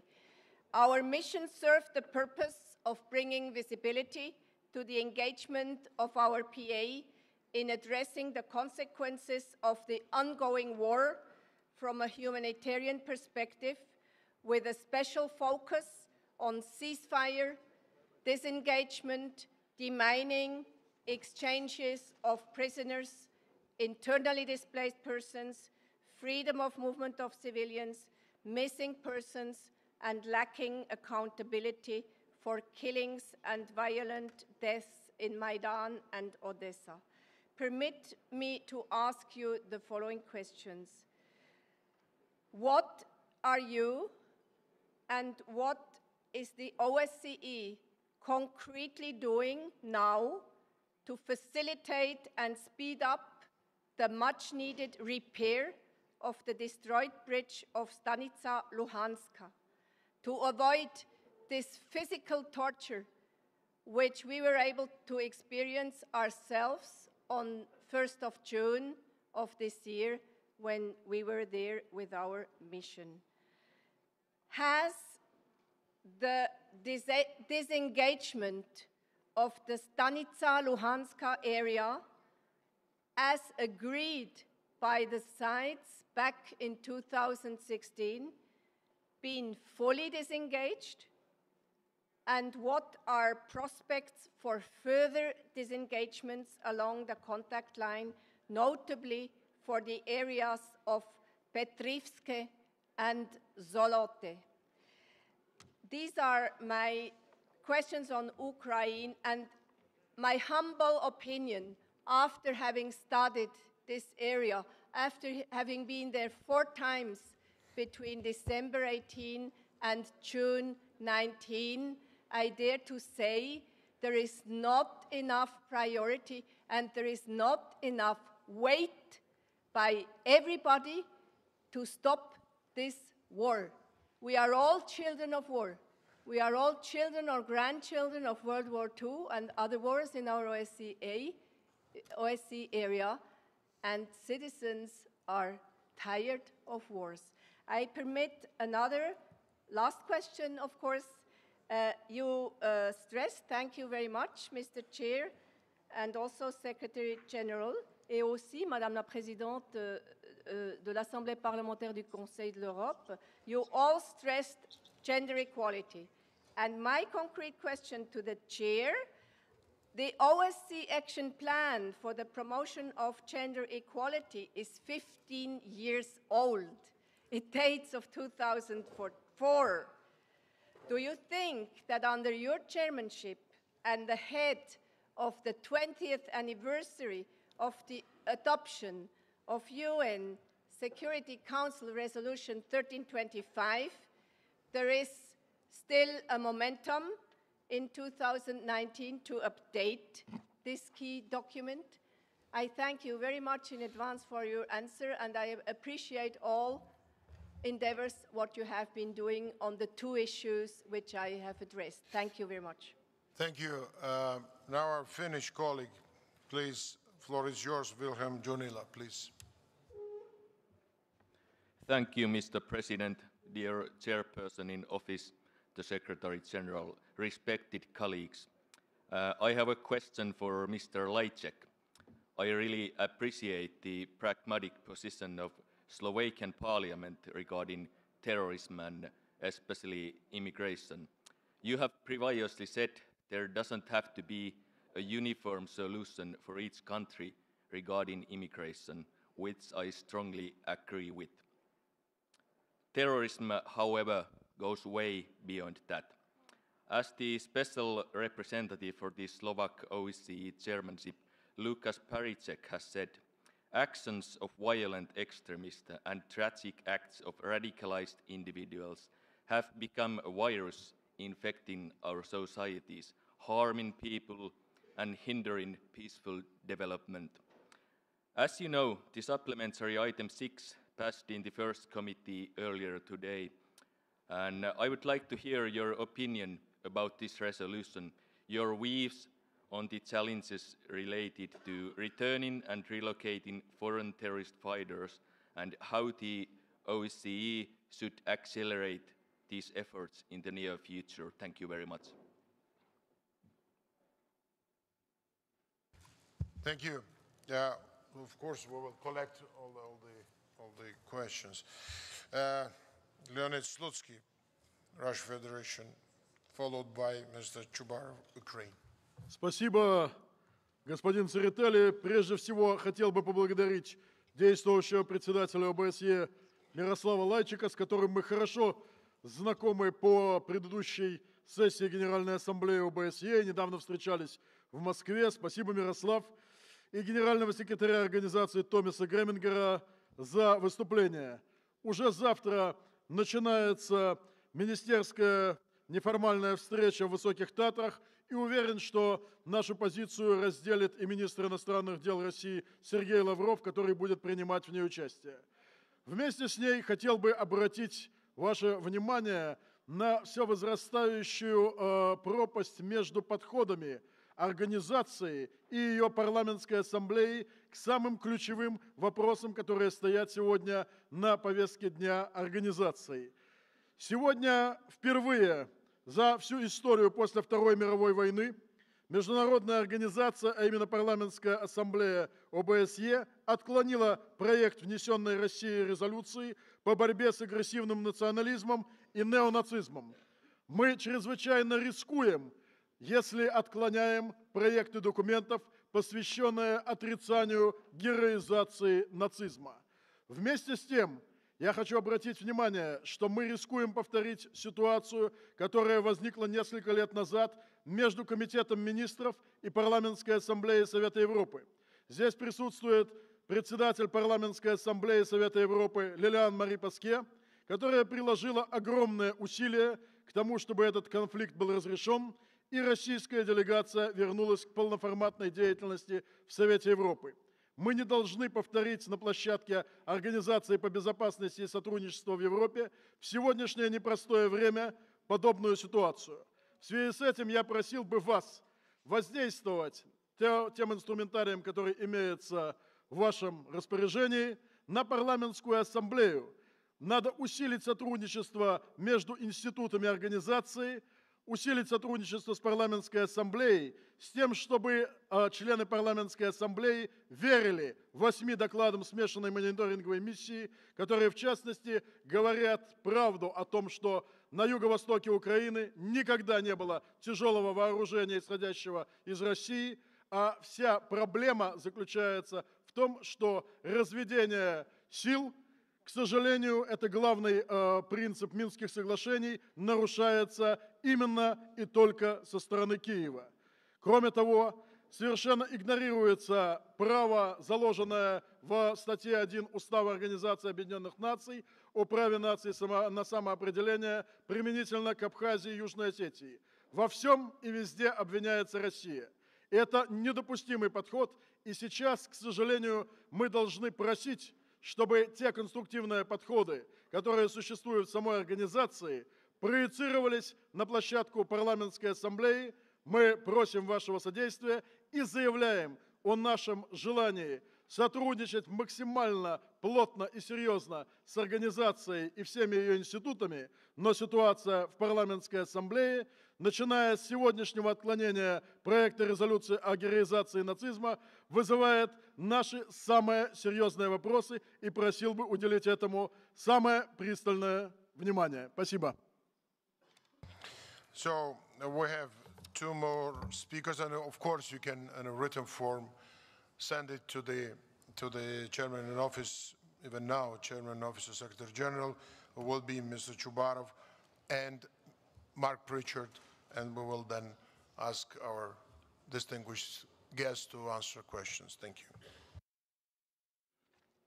Уважаемый господин действующий председатель, уважаемый господин генеральный секретарь, на каждой из ежегодных сессий нами принимаются очень правильные, выверенные документы в отношении оккупированных Российской Федерацией Автономной Республики Крым и Севастополя. В этих документах отражается угрожающая ситуация с правами человека в Крыму, особенно в отношении крымско-татарского народа, коренного народа Крыма и этнических украинцев. У меня к вам, уважаемые господин действующий председатель и господин генеральный секретарь, достаточно простой вопрос. Что мешает институциям ОБСЕ, в частности, специальной мониторинговой миссии ОБСЕ, посещать временно оккупированной Российской Федерацией Крым, чтобы на месте изучить ситуацию, посетить места лишения свободы, где сидят крымские политзаключенные, посетить семьи крымских татар, где более 200 детей остались без своих отцов, и таким образом наметить конкретные меры по реализации тех решений, которые мы принимаем. В своем выступлении уважаемая председатель Парламентской ассамблеи Совета Европы госпожа Лилиан Море-Паске с очень большой радостью говорила о том, что наконец-то полномочия российской делегации Парламентской ассамблеи Совета Европы восстановлены. Она сказала это с радостью, потому что она предвкушает диалог. А диалог, по ее разумению, поможет решать вопросы. Я хотел бы у вас спросить, господин действующий председатель и господин генеральный секретарь. У нас в нашей организации полномочия российской делегации не продлевались ни на 1 час с момента оккупации Крыма. Что мешало вам? Что мешало вам установить диалог с Российской Федерацией, чтобы Российская Федерация покинула украинские территории, чтобы нам деоккупировать Крым? Что мешало нам всем вместе осуществлять диалог с Россией для того, чтобы прекратить войну, развязанную Российской Федерацией против Украины? Я буду очень рад, если вы оба ответите на эти вопросы. Спасибо. Thank you, and Mr. Mark Pritchard from UK, please, your last speaker from the hall. Thank you, Mr. President, and thank you, Foreign Minister, for your comments. And Secretary General Greminger, I completely agree. We have an excellent President in George Serratelli and an excellent Secretary General in Roberto Montella. So thank you for your comments for the leadership of this organization. And can I thank you for the leadership of your organization? I'd like, if I may, to raise the issue of the Western Balkans, and in particular Albania. Political events are moving very rapidly in Albania, as you all know, and I just wonder what more this organization could do and the permanent mission can do to support the return of political stability in Albania, particularly given that they're going to be chairman of this organization in January next year. Thank you. Well, thank you, dear colleagues. Now I'd like to ask Chairman in Office, and Mr. Greminger, Secretary General, to respond to the questions. I don't know, order as you wish, as you like. Who will start first? Or you can divide questions. It's up to you. Thank you very much for your questions. I'll take the floor first. And the first question came from Switzerland about the eastern Ukraine and particularly the Stanica-Luhanska bridge. First of all, I want to appreciate your activities. It's so important that you visit the places where people suffer from the conflict and you see them and you listen to them. That's so extremely important because sometimes I miss the link between us sitting in these halls and discussing and the people suffering on the ground. So we really have to measure the success or failure of our work by the impact on the people. So like you, I paid my first visit in my capacity of chairman office to Ukraine on the 15th of January. And after official meetings in Kiev, I went to visit the bridge. I talked to the people. I was depressed from what I saw. The impossible conditions for these people. People are dying of heart attack because of the conditions there. And then when you realize that it's also because of the lack of famous political will that we cannot agree on parameters of the reconstruction of the bridge, you realize that we have our responsibility for all this. So what I did after that visit was that together with my colleagues from the Secretariat, Ambassador Apakan, Ambassador Saidek, we put together a list of 9 confidence-building measures. And the number one on top of this list is the repairing of the Stanica-Luhanska bridge. The other measures are like humanitarian mine action, improvements of resumption of passenger communication, protecting civilian infrastructure, so on. I went to see Foreign Minister Klimkin and I went to see Foreign Minister Lavrov. I presented this list and we went point by point through this list and they said, yes, we can support this list. This is a good list.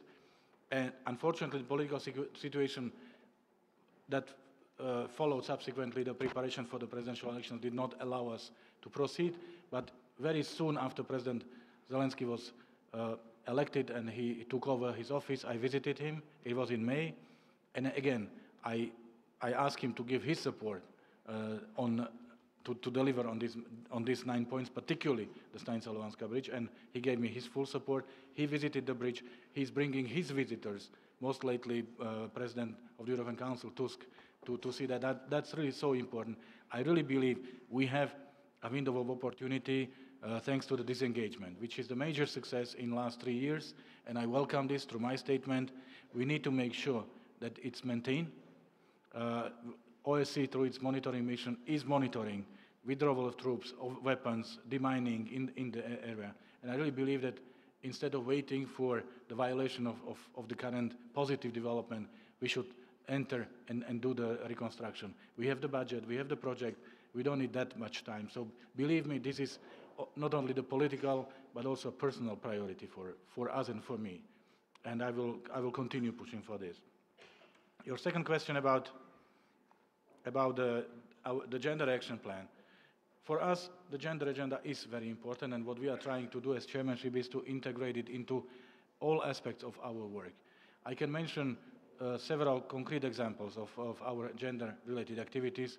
We launched the Instagram competition called Women, Peace and the OSCE, competition of photographs presenting women in the OSCE area fighting for peace. And I opened this exhibition on the 24th of June in Vienna, and we will use this exhibition also to show and to better appreciate the work of women. We have last week we've co-hosted an event on women's role in nexus between environment and security. Former President of Ireland, Ms. Mary Robinson, was there. My special representative of gender, Ambassador Verver, traveled to Bosnia and Herzegovina to promote it. Yes, you are right. There is no political will to update the gender action plan, as there is no political will to do so many important and useful things in the OSCE. So hopefully the next year's 20th anniversary of the UN Security Council Resolution 1325 will increase the moral pressure on the participating states so that we will devote, or they will devote, more attention to this issue. We will do all we can in our current capacity for this. Colleague from Finland, the issue about the terrorism and the return of foreign fighters. Terrorism is among our priorities. Again, we have dedicated particular high-level conference on counterterrorism with particular focus on preventing and countering violent extremism and radicalization. It was in March in Bratislava. Issue of return of foreign fighters was also discussed in the OSCE. There is no agreement whether we should be in the lead or it should be the United Nations. So again, the discussion is there, the progress is not, and I'm really sorry to say that. Our colleague from the Russian Federation, I have to confirm that I do see growing differences in approach among participating states, and this is damaging, if not destroying, the multilateral system. I'm very worried about it, because verbally we are all in favor of multilateralism, but then when we come to meetings, we politicize, as the Secretary General spoke about it, we politicize issues that are not non-political by their nature. We are bringing our individual grievances or bilateral problems to block the work of the organization. And very often we show lack of respect for facts and also for the rules. And when one party is doing that, other parties are tempted to do the same. And this is the result. We have less consensus, less agreement. Right now we have problem to agree on the Human Dimensions Implementation meeting, which is the flagship meeting discussing the human rights situation in the OSCE area, the meeting with the widest possible presence of non-governmental organizations. Because of the lack of consensus, we do not have an agreement on the dates and on the agenda. So we are running the risk of not having this meeting for the first time ever, which would be a shame. But let me remind you that OSCE is a consensus-based organization, and we need a consensus of 57, so one country can block, and this is unfortunately happen way too often. A colleague from Ukraine asked about what prevents us, what prevents the institutions from visiting Crimea is the discussion about modalities. Let's put it very bluntly. It's about how to do it, how not to do it, and again, there has to be a consensual support, which is not in place. And what prevents us from discussing or addressing the problems of Ukraine? For us, for Slovakia's chairmanship, Ukraine is #1 priority. We made it very clear. As I said, I paid my very first visit in this capacity to Ukraine. I visited Ukraine twice in the 6 months. We are doing all we can. Of course, we are supporting the work of our monitoring mission on the ground. We are pushing the progress through the trilateral contact group. But wherever or every time when we need a consensual position of the 57 participating states, this is the end, because there is no consensus on this issue. But again, we need to be patient, we need to continue, we need to put these issues on the agenda, and we have to try to achieve progress, if not of monumental scale, then on a step-by-step approach. Because again, and I feel very strongly about it, in the end, it's the people. We can block, we can obstruct, but we can never explain this to the people who are suffering on the ground. And there are people suffering in the OSCE area because of our inaction, because of our blockages, because of our obstructions. So we have the responsibility. No, and we can point fingers at each other, but in the end, it's the shared responsibility for the lack of progress. Final point from the UK about Albania. I visited Albania in June. I spoke with the president, with the prime minister. We are observing the situation and monitoring the situation. The prime minister made it very clear when he told me that Albania has enough democratic maturity to deal with their problems using their national instruments. And I respect that. I really don't think it would help if we try to impose ourselves on Albania. When there is a request for an assistance, whichever form, advice, or whatever, we stand ready to do so. Right now, I trust the democratically elected authorities that they will address this issue in line with the OSCE standards and commitments. Thank you very much. Thank you very much, dear Minister. Now, please, the Secretary General, Thomas. Well, perhaps on the question related to the disengagement in Solote and Petrivske. Well, I think there needs to be a political resolve to proceed with disengagement in these two disengagement areas. I would argue, let's move step by step. I think it is important that we now can consolidate disengagement in Staniska Luganska and take advantage of this disengagement by, for instance, repairing the Staniska Luganska bridge. I also referred to the much more constructive climate in the trilateral contact group, and I think that is a good basis and a necessary basis then also to proceed with further disengagements.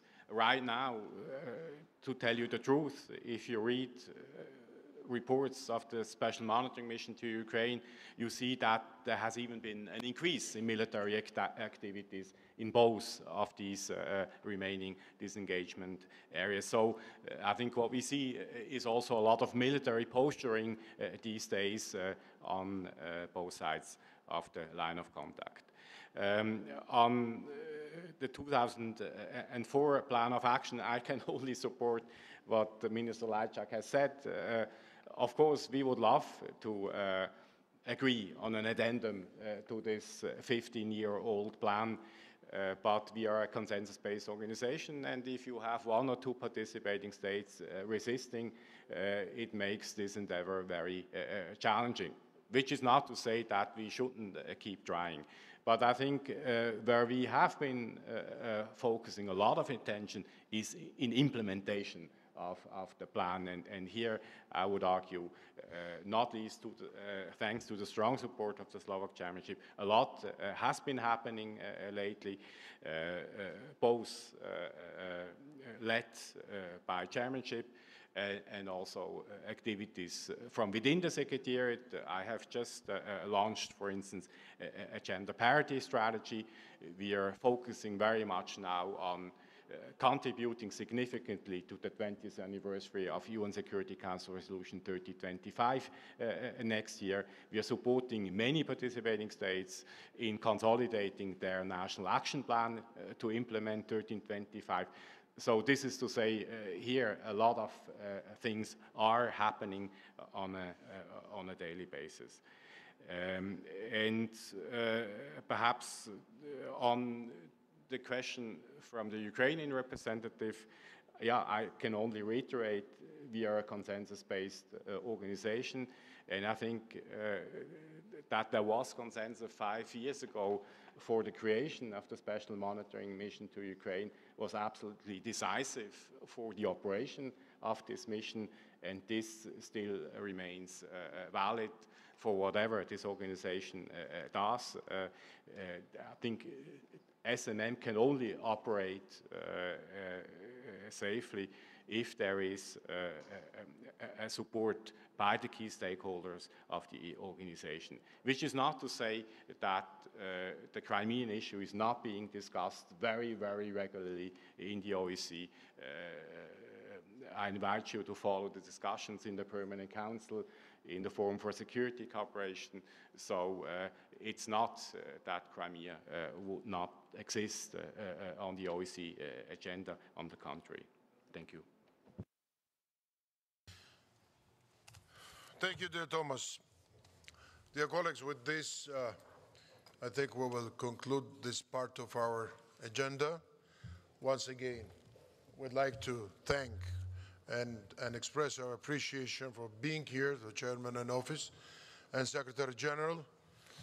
We wish you success because your success is our success, and this is a success of our people. So you have many things to do tomorrow, day after tomorrow, with a ministerial meeting. We hope that there will be more common language between them as far as on their decisions and your decisions and decisions of many people here in the hall.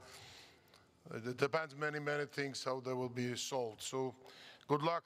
Thank you very much, dear Thomas, and keep our ties closer and keep our work, very active. Thank you very much again.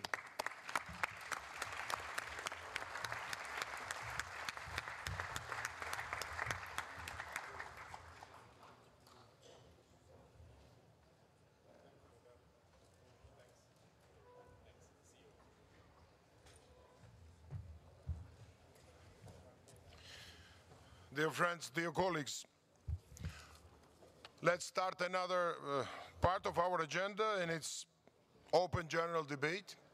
I think that will be interesting part, as far as we have 60 speakers.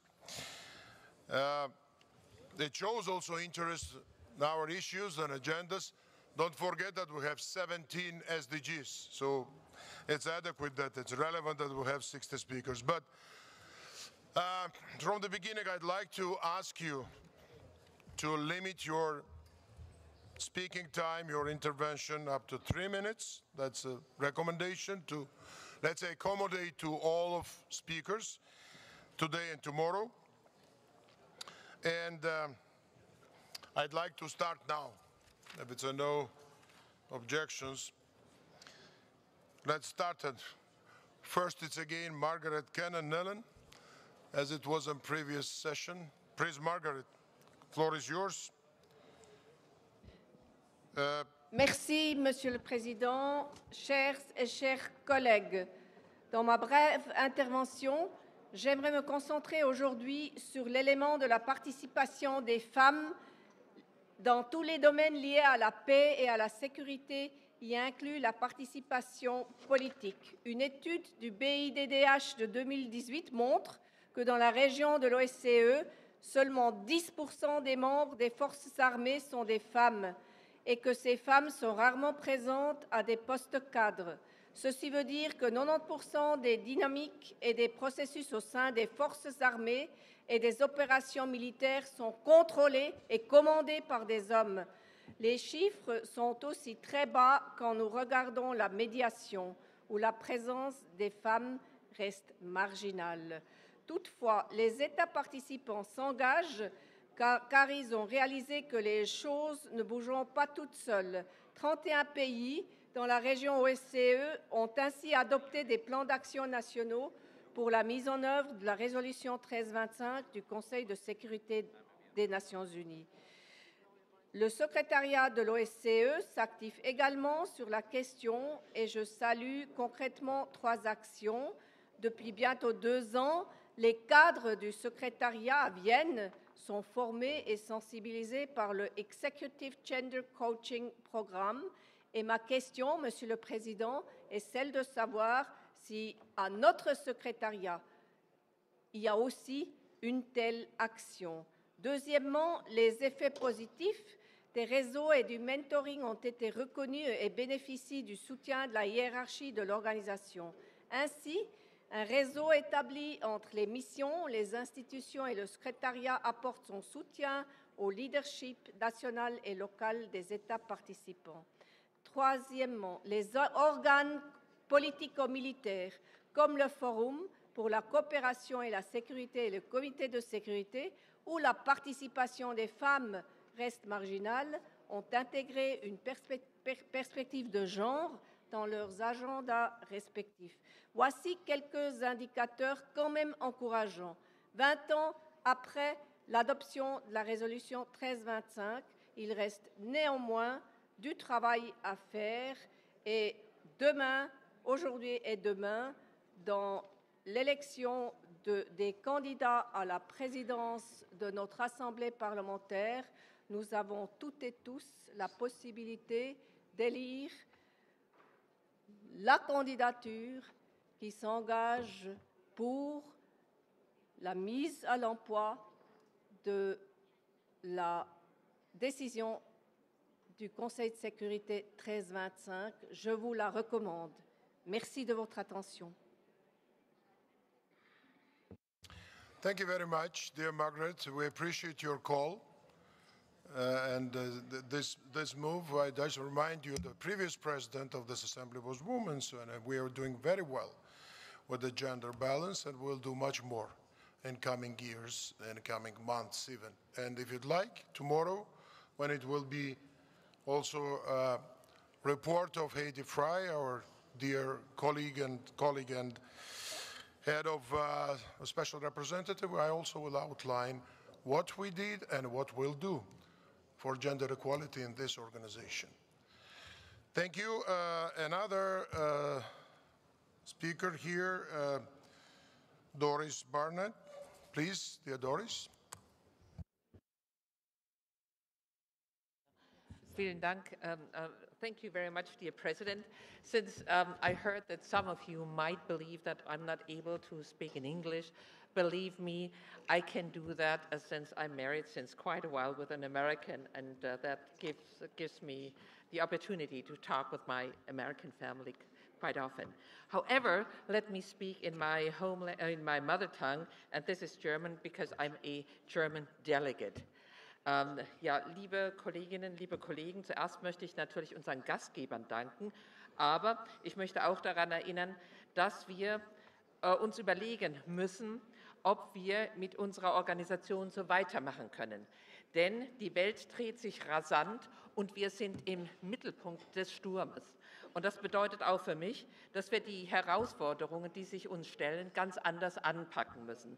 Der Klimawandel ist eine so massive, besorgniserregende Tatsache, dass wir hier reagieren müssen. Denn er bringt nicht nur Trockenheit, Wasserknappheit, Ernteverluste und so weiter, sondern er fördert ja praktisch auch dann Flüchtlingsströme. Das heißt, wir müssen alle zusammen hier gemeinsam uns bewegen. Und es ist dann auch eine Frage, ob wir uns weiterhin in den üblichen Blöcken bewegen oder ob wir dieses Blockdenken nicht irgendwann einmal überwinden. Denn wir haben halt nur diese eine Welt und wir müssen etwas tun für unsere Zukunft. Unsere Zukunft ist ja unsere Jugend. Und wir haben viel über Jugend gesprochen und immer wieder darauf bestanden, ja, wir holen die Jugend mit herein. Das ist richtig. Aber wo ist denn die Jugend? Die Jugend engagiert sich doch in allen unseren Ländern in den sogenannten NGOs. Ja, und was machen wir mit den NGOs? Wir halten sie, wenn es irgend geht, außen vor. Genau umgekehrt wird doch ein Schuh draus. Wir müssen diese Leute mit ihren Organisationen zu uns hereinholen, mit ihnen sprechen, sodass wir wissen, was sie für Vorstellungen haben. Wir müssen uns viel mehr mit unseren Problemen und ihnen auseinandersetzen, weil wir sind die Alten, wenn ich das so sagen darf. Aber wir müssen doch der Jugend eine geordnete Welt hinterlassen. Das können wir aber nicht in unserem alten Denken. Das heißt, wir müssen auch junge Leute anhören, von ihnen auch ein Stück weit Argumente übernehmen, wenn wir sie für gut halten, und dann auch in unsere Organisation bringen. Und deswegen würde ich mich freuen, wenn wir hier vielleicht auch ein Stück weit unsere Arbeit neu überdenken können und auch vielleicht eine neue Plattform gerade in Sachen Umweltschutz und Jugend einführen könnten. Vielen Dank. Thank you. Thank you. Absolutely agree. And we should hear to youth more. And also when we are somewhere in our visits, we have to reach out to youth. We have to meet students, pupils.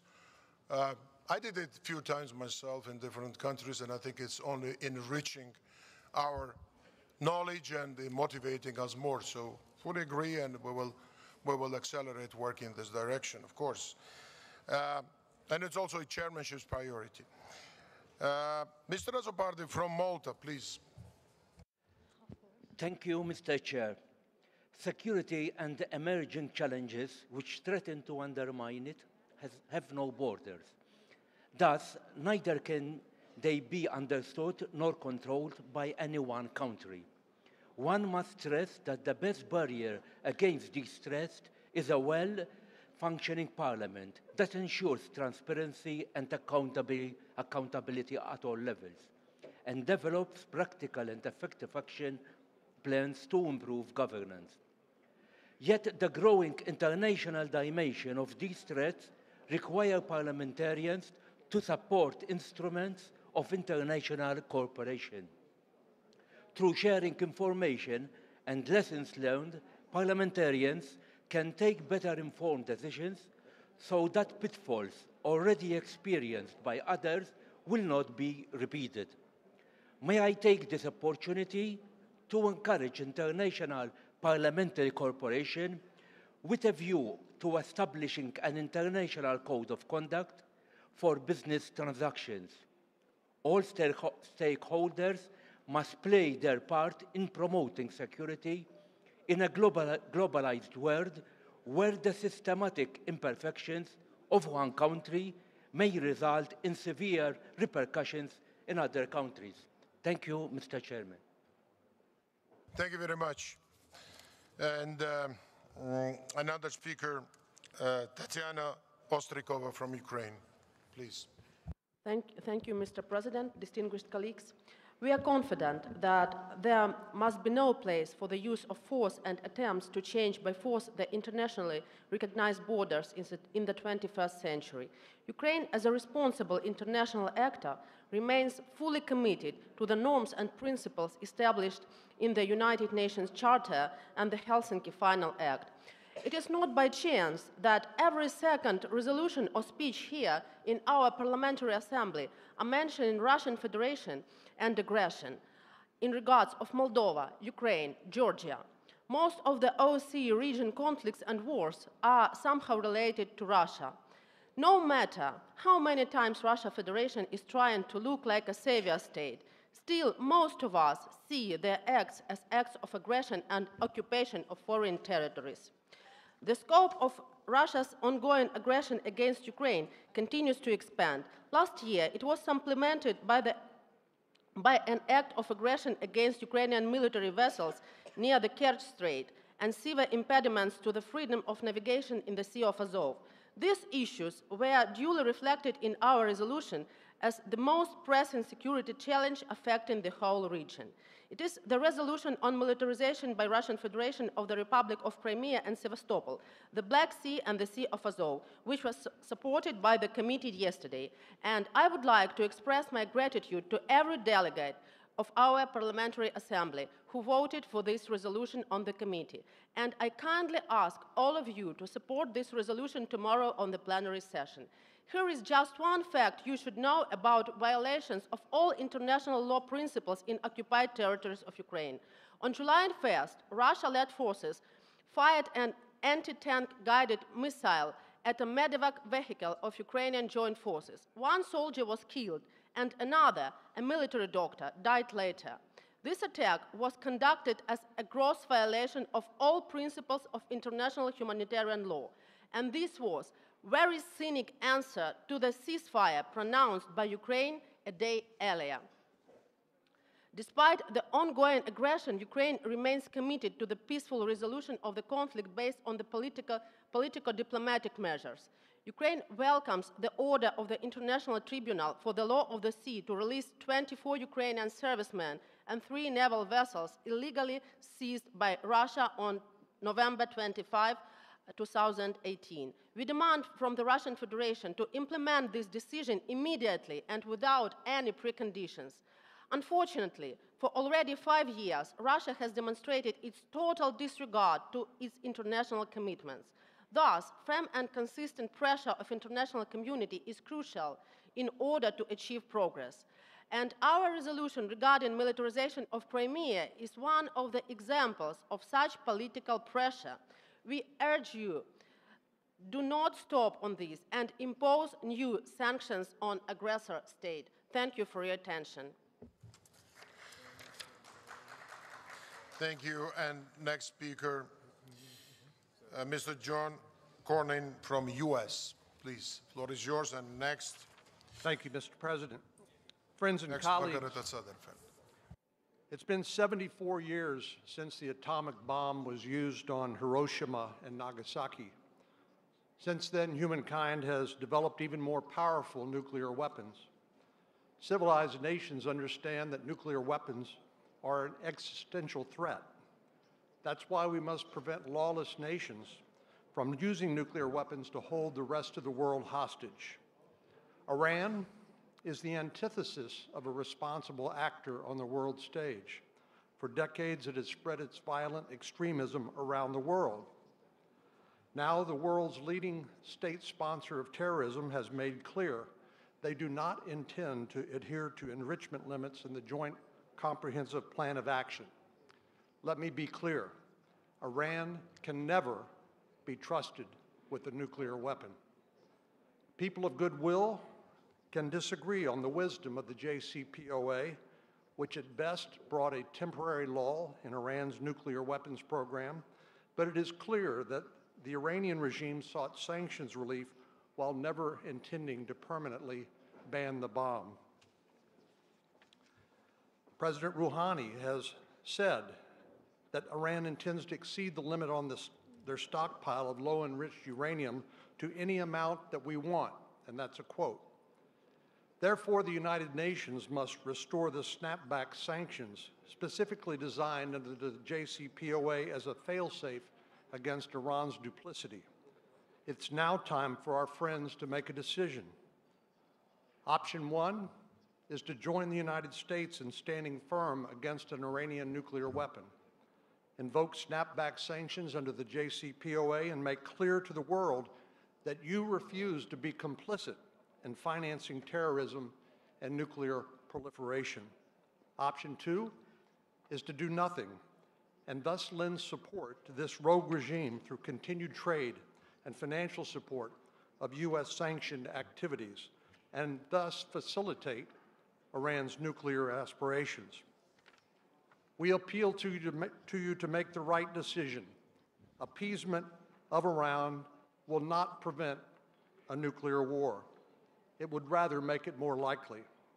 I hope our friends will stand with the United States in the face of this urgent threat to global security, and I'd urge you to make our collective position clear that Iran will never be a nuclear state.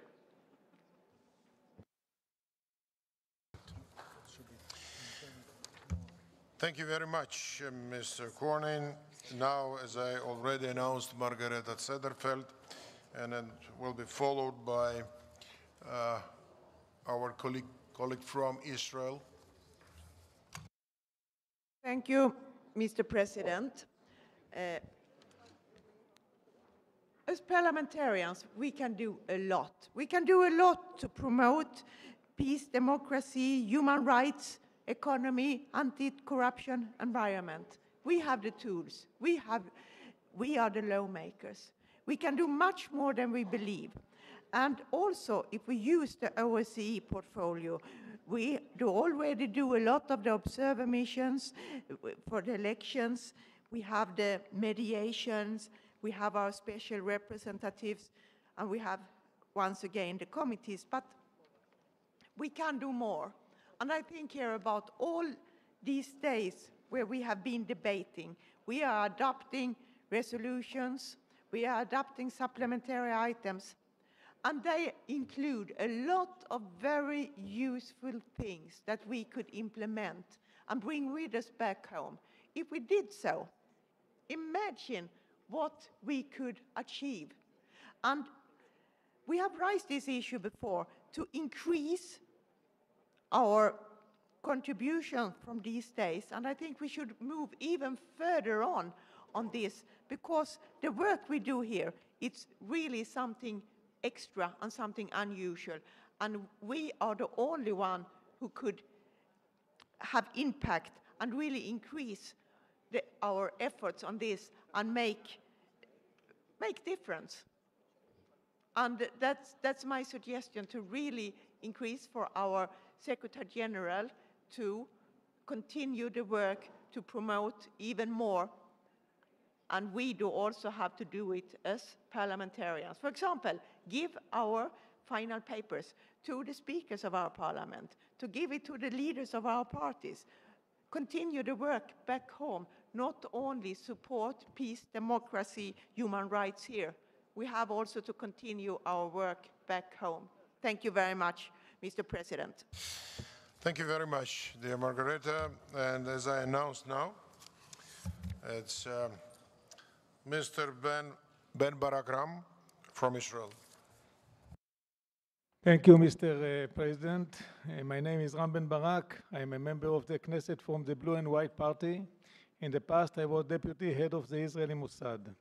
I'm proud to be here with my colleague Ophir Katz and to represent the State of Israel in this very important event. I consider it a great honor to take part in this forum. I am confident that Israel can contribute a lot to the international effort against terror. Terror has no borders. A terrorist could be in Afghanistan and carry out an attack in the heart of London.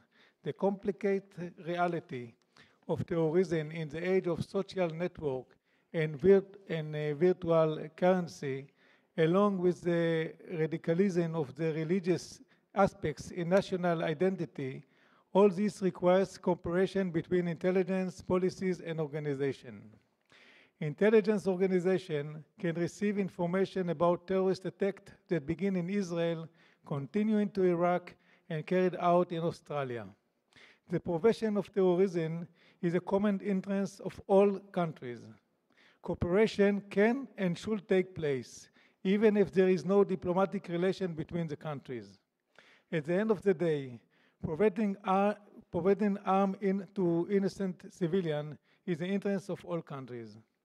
Israel shares intelligence with intelligence organizations in Western countries and also with countries which we don't have a diplomatic relationship. About a year and a half ago, Israel reported that a senior commander of ISIS in Syria had transferred explosives through Turkey with the intention to bring down a plane in Australia. This information provided by Israeli intelligence prevented a terror attack that could cost hundreds of lives. At the end of last year, the Israeli Mossad informed the intelligence organization in Denmark and Sweden about an Iranian attempt to carry out an attack in their countries. The information led the arrest of the terrorists, and explosives were found in their position. Of course, there are many other examples that I cannot detail here. Another warning issue is the refugees who are used by terrorist organizations bring terrorists into the West. We must carry out a joint international effort against this. We must develop use systems that synchronize between intelligence and informant organizations that can tell you who is standing in front of you anywhere in the world.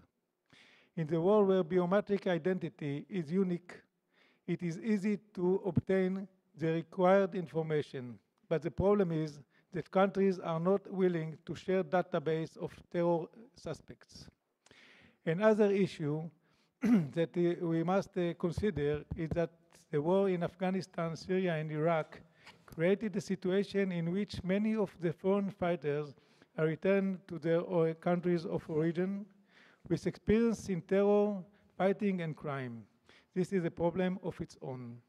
Finally, I want to offer Israeli cooperation to all states in the fight against terrorism. During the 75 years of its existence, Israel has gained a great deal of experience in the fight against terrorism at the local, regional, and the international levels. Israel is willing to share this knowledge and experience with all the countries that are part of this organization, even with countries which we don't have diplomatic relations. I believe the joint effort against terrorism can serve as a bridge between the countries and people. Thank you very much. Thank you very much, sir. We appreciate all the contributions that you and other Mediterranean partners are offering and providing in our work on counterterrorism or other issues, migration. So we would like to continue this cooperation with you. Now, Mr. Guliev, followed by Mr. Slutsky.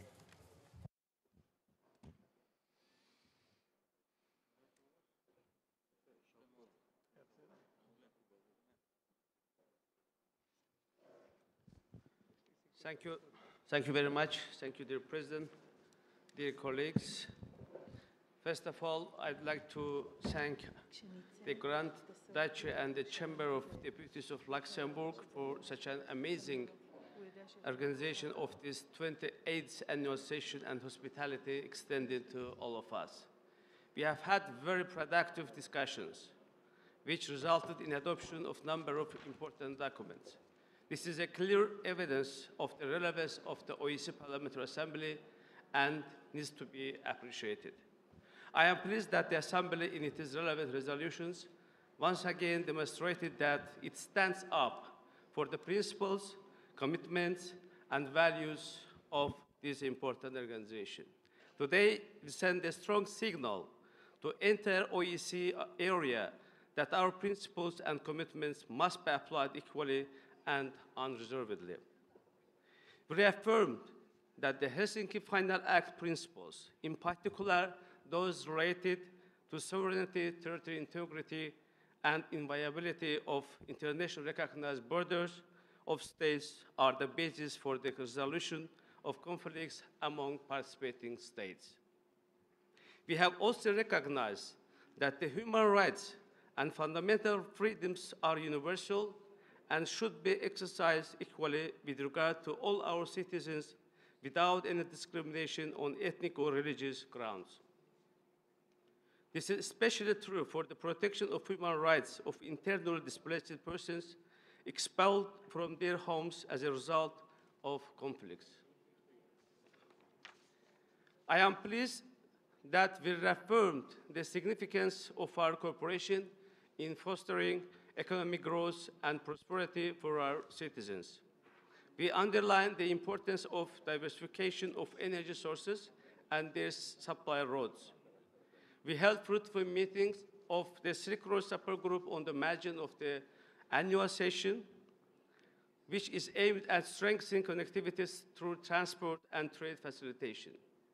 The group is an efficient platform for promoting dialogue and cooperation, ensuring the parliamentary oversight, and I welcome that more and more countries join this important platform.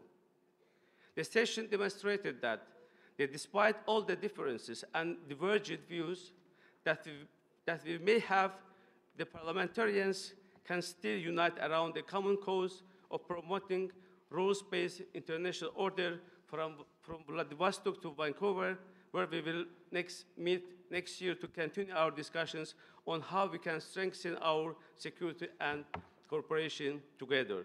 Thank you once again for your cooperation. Thank you, Mr. Chair. Thank you, Mr. Guliev, for your intervention. Another speaker, Mr. Slutsky, followed by our colleague from Hungary, Mr. Shagan-Zalan. Please. Спасибо, господин Церетели. Завершается наша ежегодная сессия, и сейчас мы участвуем в завершающей дискуссии. Для нас чрезвычайно важно продолжать работу на площадке Организации по безопасности и сотрудничеству в Европе и в ее парламентской ассамблее. Сегодня на повестке дня в мировой политике и сегодняшней системе международных отношений, на повестке дня нашей панатлантической организации, которая имеет огромный опыт и традиции, самые непростые вопросы, связанные со стратегической стабильностью, связанные с новой европейской конструкцией 21-го столетия, связанные с теми новыми вызовами и угрозами, которые сегодняшние реалии диктуют каждому из нас, и в том числе парламентариям. Это противодействие международному терроризму, трафику наркотиков, исходящему из Афганистана, как отметил американский коллега, и многое другое. Для того, чтобы быть вместе в этих вопросах, а иначе их невозможно решить, необходимо преодолеть те проблемы, которые, к сожалению, пока накапливаются и не объединяют, как всегда наша организация объединяла страны, а наоборот воздвигают искусственные границы между странами ввиду непонимания тех вопросов, которые сегодня нас, к сожалению, разводят по разные стороны здравого смысла.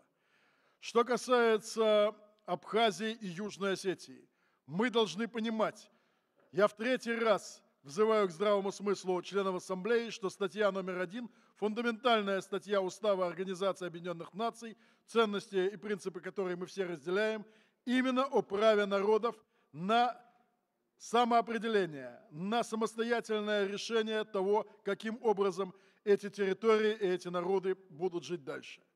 Необходимо проводить семинары и конференции с участием населения этих территорий. Давайте послушаем их они действительно испытывают какие-то проблемы, как нам здесь рассказывают представители грузинской делегации, занимающие высокие посты в нашей ассамблее? Или ситуация совершенно иная? То же самое. Мы все в университетах учили диалектику. Первый закон ее гласит «Единство и борьба противоположностей». Я согласен парадоксальным образом с господином Чубаровым. Пожалуйста, пусть смешанная мониторинговая миссия приедет в Крым и убедиться, что все то, что произносит господин Чубаров на площадке парламентской ассамблеи, это абсолютная ложь. То, что сегодня там притесняются крымские татары, то, что какие-то заключенные, то же самое. Но проблема в том, что к этим выводам смешанной мониторинговой миссии ОБСЕ мы можем прислушаться так же мало, как прислушаемся к 8 докладам по юго-востоку Украины и продолжаем твердить про вооружение из России и многие другие вещи, имеющие абсолютно нулевой смысл, как то выполнение или невыполнение России Минских соглашений, стороной которых она не является. Она является их инициатором и гарантом, но не может их выполнять или не выполнять. Поэтому мы должны действительно теснее работать друг с другом. Мы должны больше слушать жителей тех проблемных территорий, о которых мы так много говорим в Люксембурге, в Вене и за тысячи километров от этих территорий. Мы должны быть вместе, и в этом это историческая роль, предписанная нам нашими избирателями. Парламентарии должны быть вместе на площадке парламентской ассамблеи и преодолеть эти застарелые разногласия. Спасибо. Please, dear colleagues, please stick with the speaking time. 3 minutes, please. And then I already announced our colleague from Hungary. Dear Joseph, floor is yours. Thank you for the floor, Mr. President. Conflicts may arise not only from political and military threats, but also from economic tensions, social insecurity, as well as deficiencies in relation to the rule of law and protection of human rights and fundamental freedoms, all relevant for the achievement of the Sustainable Development Goals.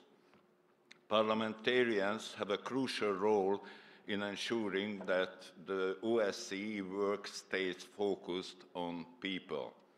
Apart from the SDG, one of the most acute challenges is the crisis in and around Ukraine. The conflict in eastern Ukraine and several measures taken by the former Ukrainian government affected the life of the national minorities living in Ukraine, including the Hungarian minority living in Transcarpathia. It is of utmost importance for us to resolve the current crisis in Ukraine through peaceful negotiations based on the full implementation of the Minsk agreements. Hungary has been providing various forms of support to Ukraine to help overcome the difficulties it is facing. At the same time, Hungary expects the Ukrainian government to allow the Transcarpathian Hungarians to live in peace in their homeland and to enjoy their already acquired rights as national minorities living in Ukraine.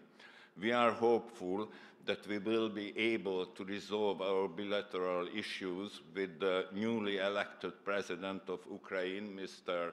Zelensky, who has been expressing his openness to resolve the issue. We appreciate that and look forward to continuing dialogue with him.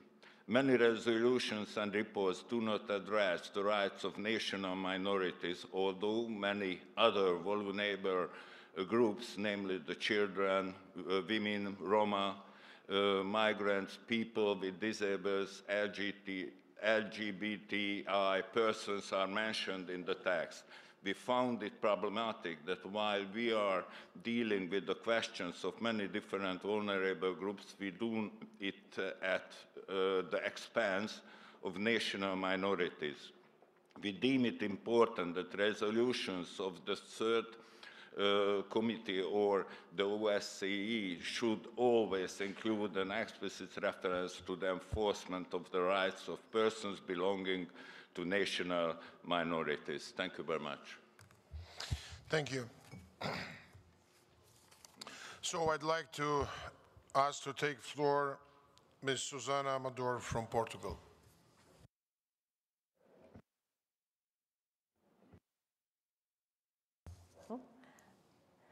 Yes, Mr. Chair, many thanks. Dear colleagues, I would like to speak a little bit about the gender dimension in asylum policies and the role of parliaments. In determining the refugee status, it's an imperative to mainstream the gender dimension and to comply with existing UNHCR and Council of Europe recommendations in terms of the needs and specificities of women. It turns out that even when laws and policies are gender sensitive, this does not always mean that they are implemented effectively.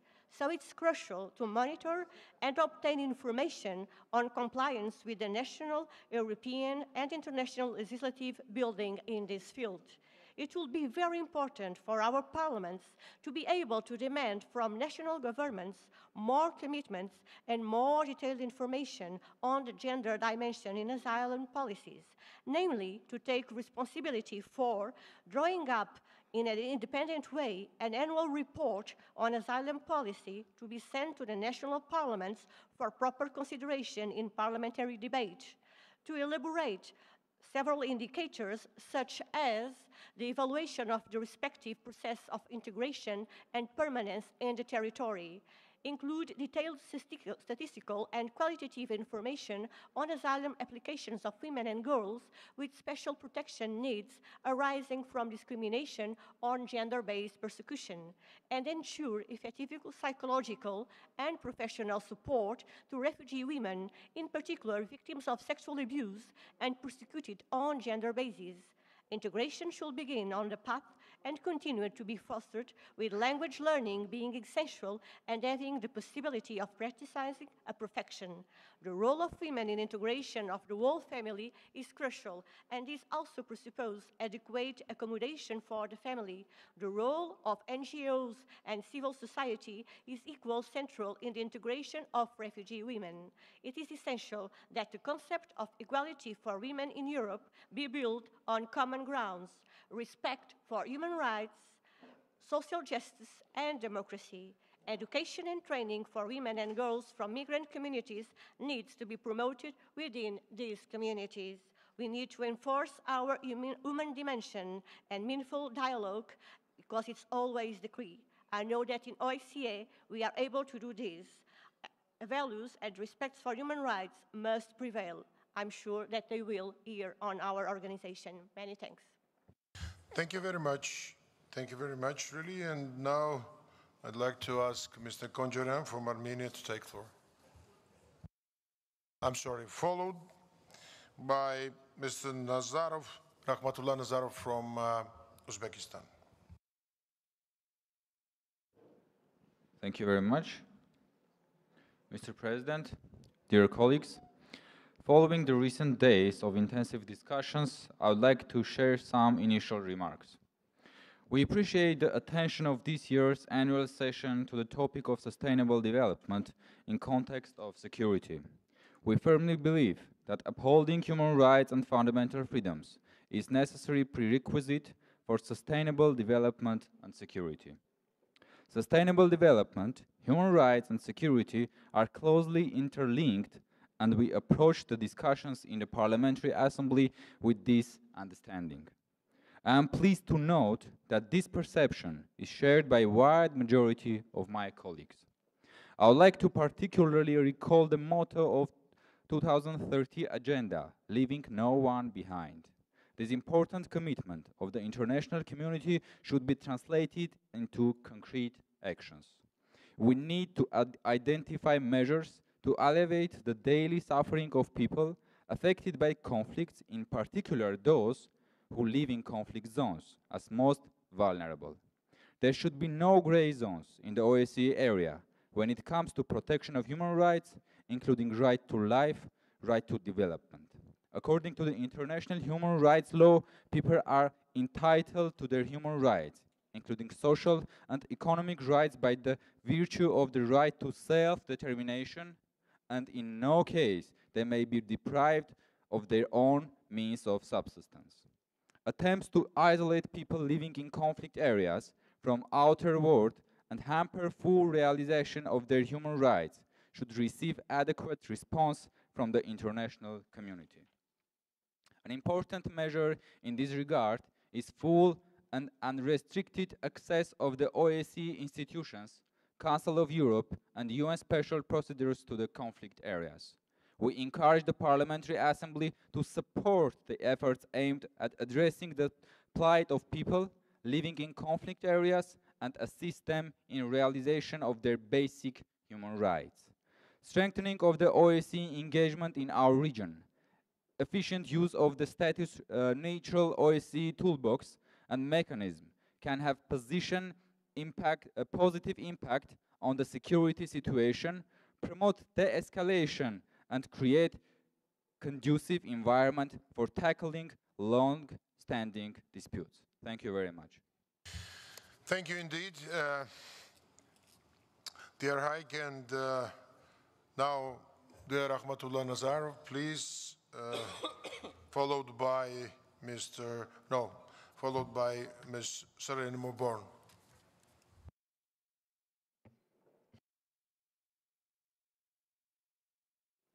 Уважаемый председатель, члены парламентской ассамблеи, уважаемые участники заседания, рад возможности выступить перед столь представительной аудиторией. От имени узбекской делегации искренне благодарим наших люксембургских коллег и Международный секретариат парламентской ассамблеи ОБСЕ за прекрасную организацию данного мероприятия. Республика Узбекистан находится сегодня на важном этапе коренных динамичных преобразований. Под руководством президента Республики Узбекистан Шавката Мирзиёева в нашей стране происходит кардинальная трансформация всех сфер жизни. Их цель – укрепление демократического правового государства, социально ориентированной рыночной экономики и справедливого гражданского общества, в котором главной целью является права, свободы и законный интерес человека. Расширяются полномочия парламента и политических партий, усиливается подотчетность исполнительной власти и прозрачность ее деятельности, развиваются гражданские институты. Предпринимаются значительные шаги по совершенствованию национальной системы защиты прав и свобод человека, укреплению независимости судебно-правовой системы. Положен конец практике использования детского и принудительного труда.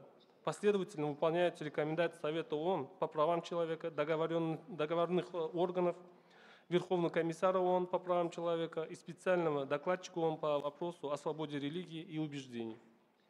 Узбекистан достиг существенного прогресса в сфере обеспечения религиозных свобод и впервые за 13 лет не является страной, вызывающей особую обеспокоенность. В этом плане мы хотели выразить признательность нашим американским коллегам за то, что вот последний доклад был учтен те преобразования и реформы, которые проводятся в Узбекистане. Во внешнюю политику Узбекистана инициировал новый курс в отношении своих соседей, в основе которой лежат такие принципы, как стремление к миру, добрососедству, сотрудничеству и укреплению региональной стабильности. Благодаря общей политической воле руководителей стран Центральной Азии за последние годы произошли исключительно важные подвижки, прямо влияющие на ситуацию и на жизнь людей. После десятилетий практического отсутствия многостороннего диалога на высшем уровне возобновлена практика официальных и неформальных контактов глав государств Центральной Азии. За последние 3 года Узбекистан и государства региона обменялись в общей сложности 20 визитами глав государств. Уважаемые дамы и господа, в условиях стремительных изменений в Узбекистане Парламентская ассамблея области рассматривается как важная площадка налаживания конструктивного диалога, расширения межпарламентских связей с государственным участником Парламентской ассамблеи ОБСЕ. Пользуясь возможностью, хотел бы выразить признательность ОБСЕ и всем государственным участникам за поддержку проводимых в Узбекистане широкомасштабных реформ, а также усилия по демократизации общества и укреплению верховенства права. К примеру, успешным проведением в ноябре 2018 года в городе Самарканде Азиатский форум по правам человека, посвященного 70-летию принятия Всеобщей декларации прав человека. По итогам этого мероприятия был подписан меморандум между парламентом Узбекистана, БДИПЧ и ОБСЕ, координатором проекта ОБСЕ в Узбекистане. В общем, чтобы не занимать ваше больше времени, я хотел вот обратить такой основной момент наших коллег. В конце этого года в Узбекистане пройдут парламентские выборы. И я думаю, в настоящее время мы ведем достаточно такую кропотливую работу, но в то же время необходимо сделать еще многое. Поэтому мы приглашаем парламентскую ассамблею ОБСЕ, БДИПЧ и всех наших партнеров для участия в этих парламентах в качестве наблюдателей. Спасибо еще раз за предоставленную возможность высказаться. Благодарю за внимание.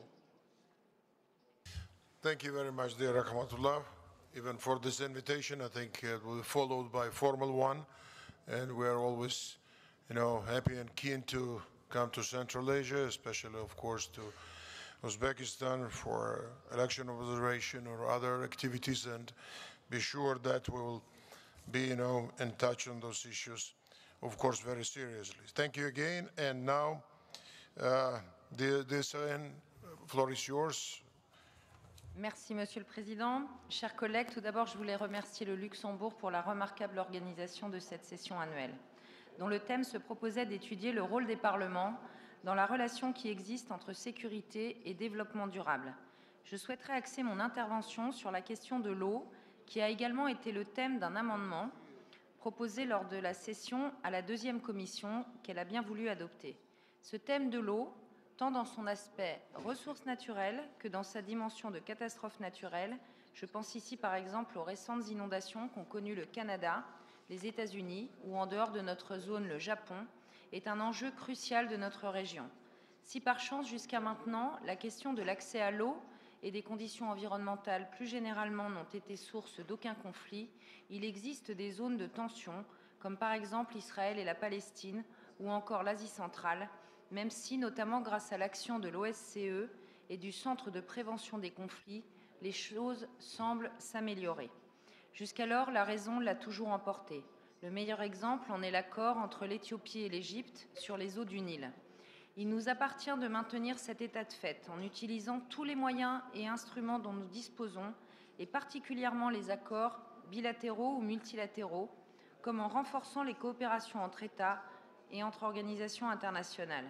S'agissant toujours de l'eau, je tiens à rappeler à tous les États membres, à les appeler à veiller à faire figurer sur les cartes, les plans, les localisations de canalisation d'eau, afin d'éviter de les anéantir à l'occasion de conflits par exemple. Détruire la fourniture ou l'accès à l'eau est injustifiable, même en période de conflit, car cela ne nuit qu'aux populations civiles qui ne sont en rien responsables de ces conflits. Il n'est par ailleurs pas acceptable de volontairement casser des canalisations d'eau pour contraindre les populations à se retourner contre leurs gouvernants. L'eau est indispensable à la vie, il est criminel de priver des populations d'eau.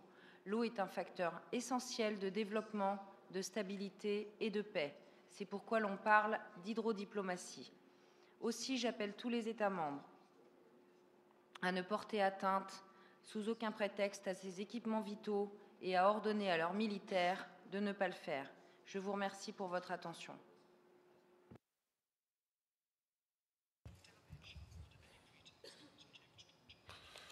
Thank you. Merci beaucoup. Now, I was informed that our interpreters generously can provide another 10 minutes, so we could ask 2 or 3 speakers. Before we conclude, now Victor Dobre from Romania, our Vice President. Please, Victor, the floor is yours. Thank you, Mr. President, ladies and gentlemen. It is clearly stated that the role of our Assembly is to advance the OSCE goals of comprehensive security and the promotion and to promote greater involvement in the OSCE by national parliaments in the participating states. Therefore, we cannot approach the timely general theme without looking in the depth of the OSCE.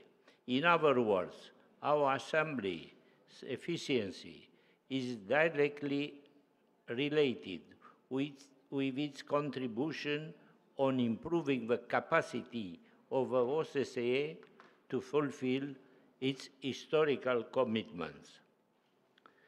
I would refer in not more than 5 phrases at a single aspect which is beyond doubt mandatory for advancing sustainable development to promote security. Freedom of the press and freedom of the media are fundamental guarantees of the development of any functioning democratic society.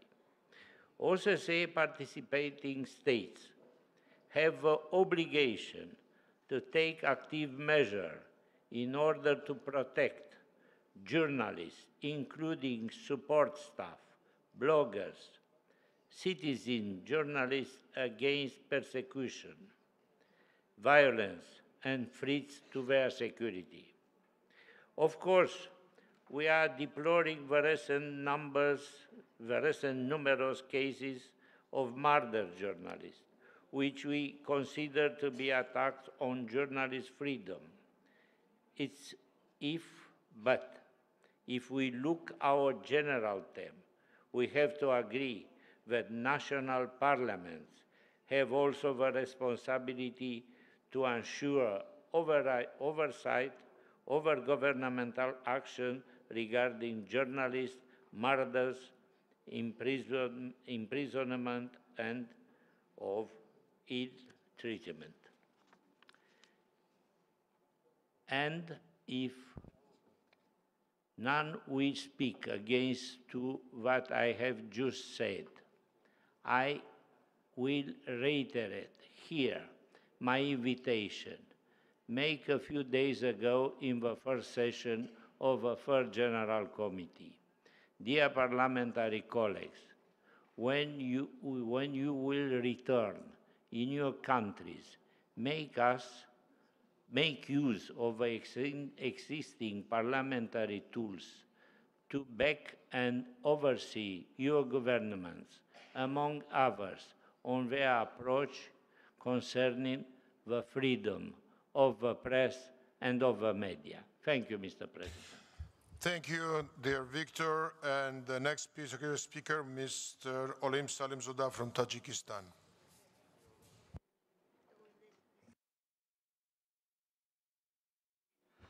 Уважаемый господин председатель, дамы и господа, разрешите выразить благодарность организаторам летнего заседания Парламентской ассамблеи ОБСЕ за гостеприимство и создание благоприятной рабочей обстановки. Как известно, со времени прошлого заседания по сей день в регионе ОБСЕ и в целом на планете Земля, которая является нашим общим домом, произошли события политико-экономического и социально-культурного характера, которые коснулись большинства стран, членов Парламентской ассамблеи ОБСЕ. Сегодняшнее наше заседание создает благоприятные возможности для того, чтобы мы смогли обсудить вопросы, представляющие интерес Парламентской ассамблеи и стран-членов ОБСЕ, дать объективную оценку и конкретизировать дальнейшие направления деятельности с учетом интересов наших народов. Неутешительная и продолжающаяся военно-политическая обстановка в соседнем Афганистане, где еще расположились религиозные и экстремистские группы и тренировочные базы террористов и диверсантов, стала весьма чувствительной. С другой стороны, прибытие террористов так называемого исламского государства в Афганистан и осуществление ими различных видов транснациональных преступных, в том числе незаконный оборот наркотических средств, похищение людей, торговля, контрабанда оружием, что является одним из источников финансирования преступленных организаций, намного осложняет задачу. Воспользуясь представленной возможностью, хотел изложить позицию Республики Таджикистан относительно этой многострадальной страны. Таджикистан всесторонне поддерживает международную стратегию по разрешению проблем и постконфликтного обновления в Афганистане. Мы должны усилить свое содействие правительству Исламской Республики Афганистан после выхода международных миротворческих сил из этой страны. Важным фактором в этом направлении является привлечение этой страны к региональному сотрудничеству путем экономического и торгового сотрудничества с соседними странами. Мы подчеркиваем большое значение осуществления транспортных, коммуникационных и энергетических проектов, содействующих региональному экономическому развитию. И потому Республика Таджикистан, наряду с активным участием в сотрудничестве стран, ведущих борьбу с терроризмом, считает важным объединение усилий по устойчивости, безопасности и стабильности в регионе и в мире. Спасибо за внимание. Thank you very much. Thank you very much, dear Mr. Salim Sudan. And last speaker for today's session will be Nilsa Sena from Portugal, our Vice President. Please, Nilsa. Thank you very much, dear President, dear colleagues. Nowadays, we know that we will be multi-planet species with lifespan of 110 years.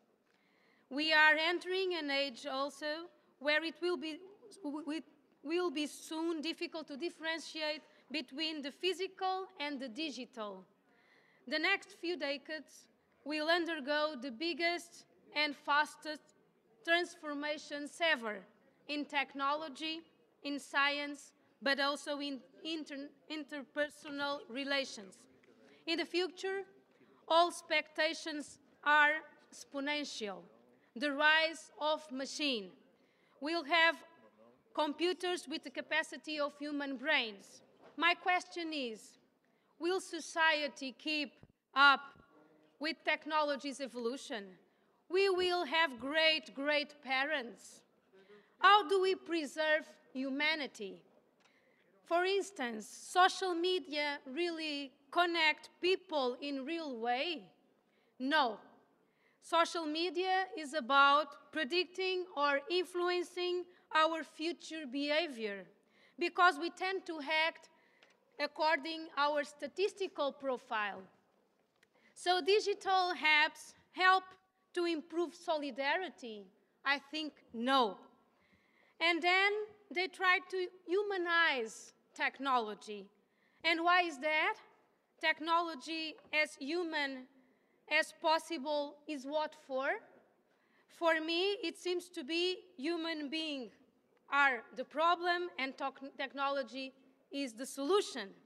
We should stop use technology to optimize human beings like a market. This is unpopular, I know. But what kind of world is that when computers are smarter than people? This is totally insecure. And then can mean that we accept extinction. I am not, and I want to stress this, I am not rejecting the digital or the technologies, but I'm rejecting to see people as adversaries. And I want to see adversaries as people with values, spreading values through a community, engaging society that don't repress creativity in the name of productivity. And we should together build a world where we don't need a place to escape from. And the first step is use technology as a simple tech and use technology not to replace humanity. Why? Because that's impossible. Thank you. Thank you very much, dear Nilsa. With this last intervention, we concluded our session. Thank you very much, dear colleagues, for your active work. It was really important interventions, questions, and our guests today. So we will continue tomorrow. Please be here at 9 o'clock, so we will start and continue our debates. And of course, tonight we will enjoy another reception offered by our Luxembourgish colleagues, friends, and delegation of Luxembourg. Thank you very much. See you tomorrow. And thanks, of course, to our staff and interpreters.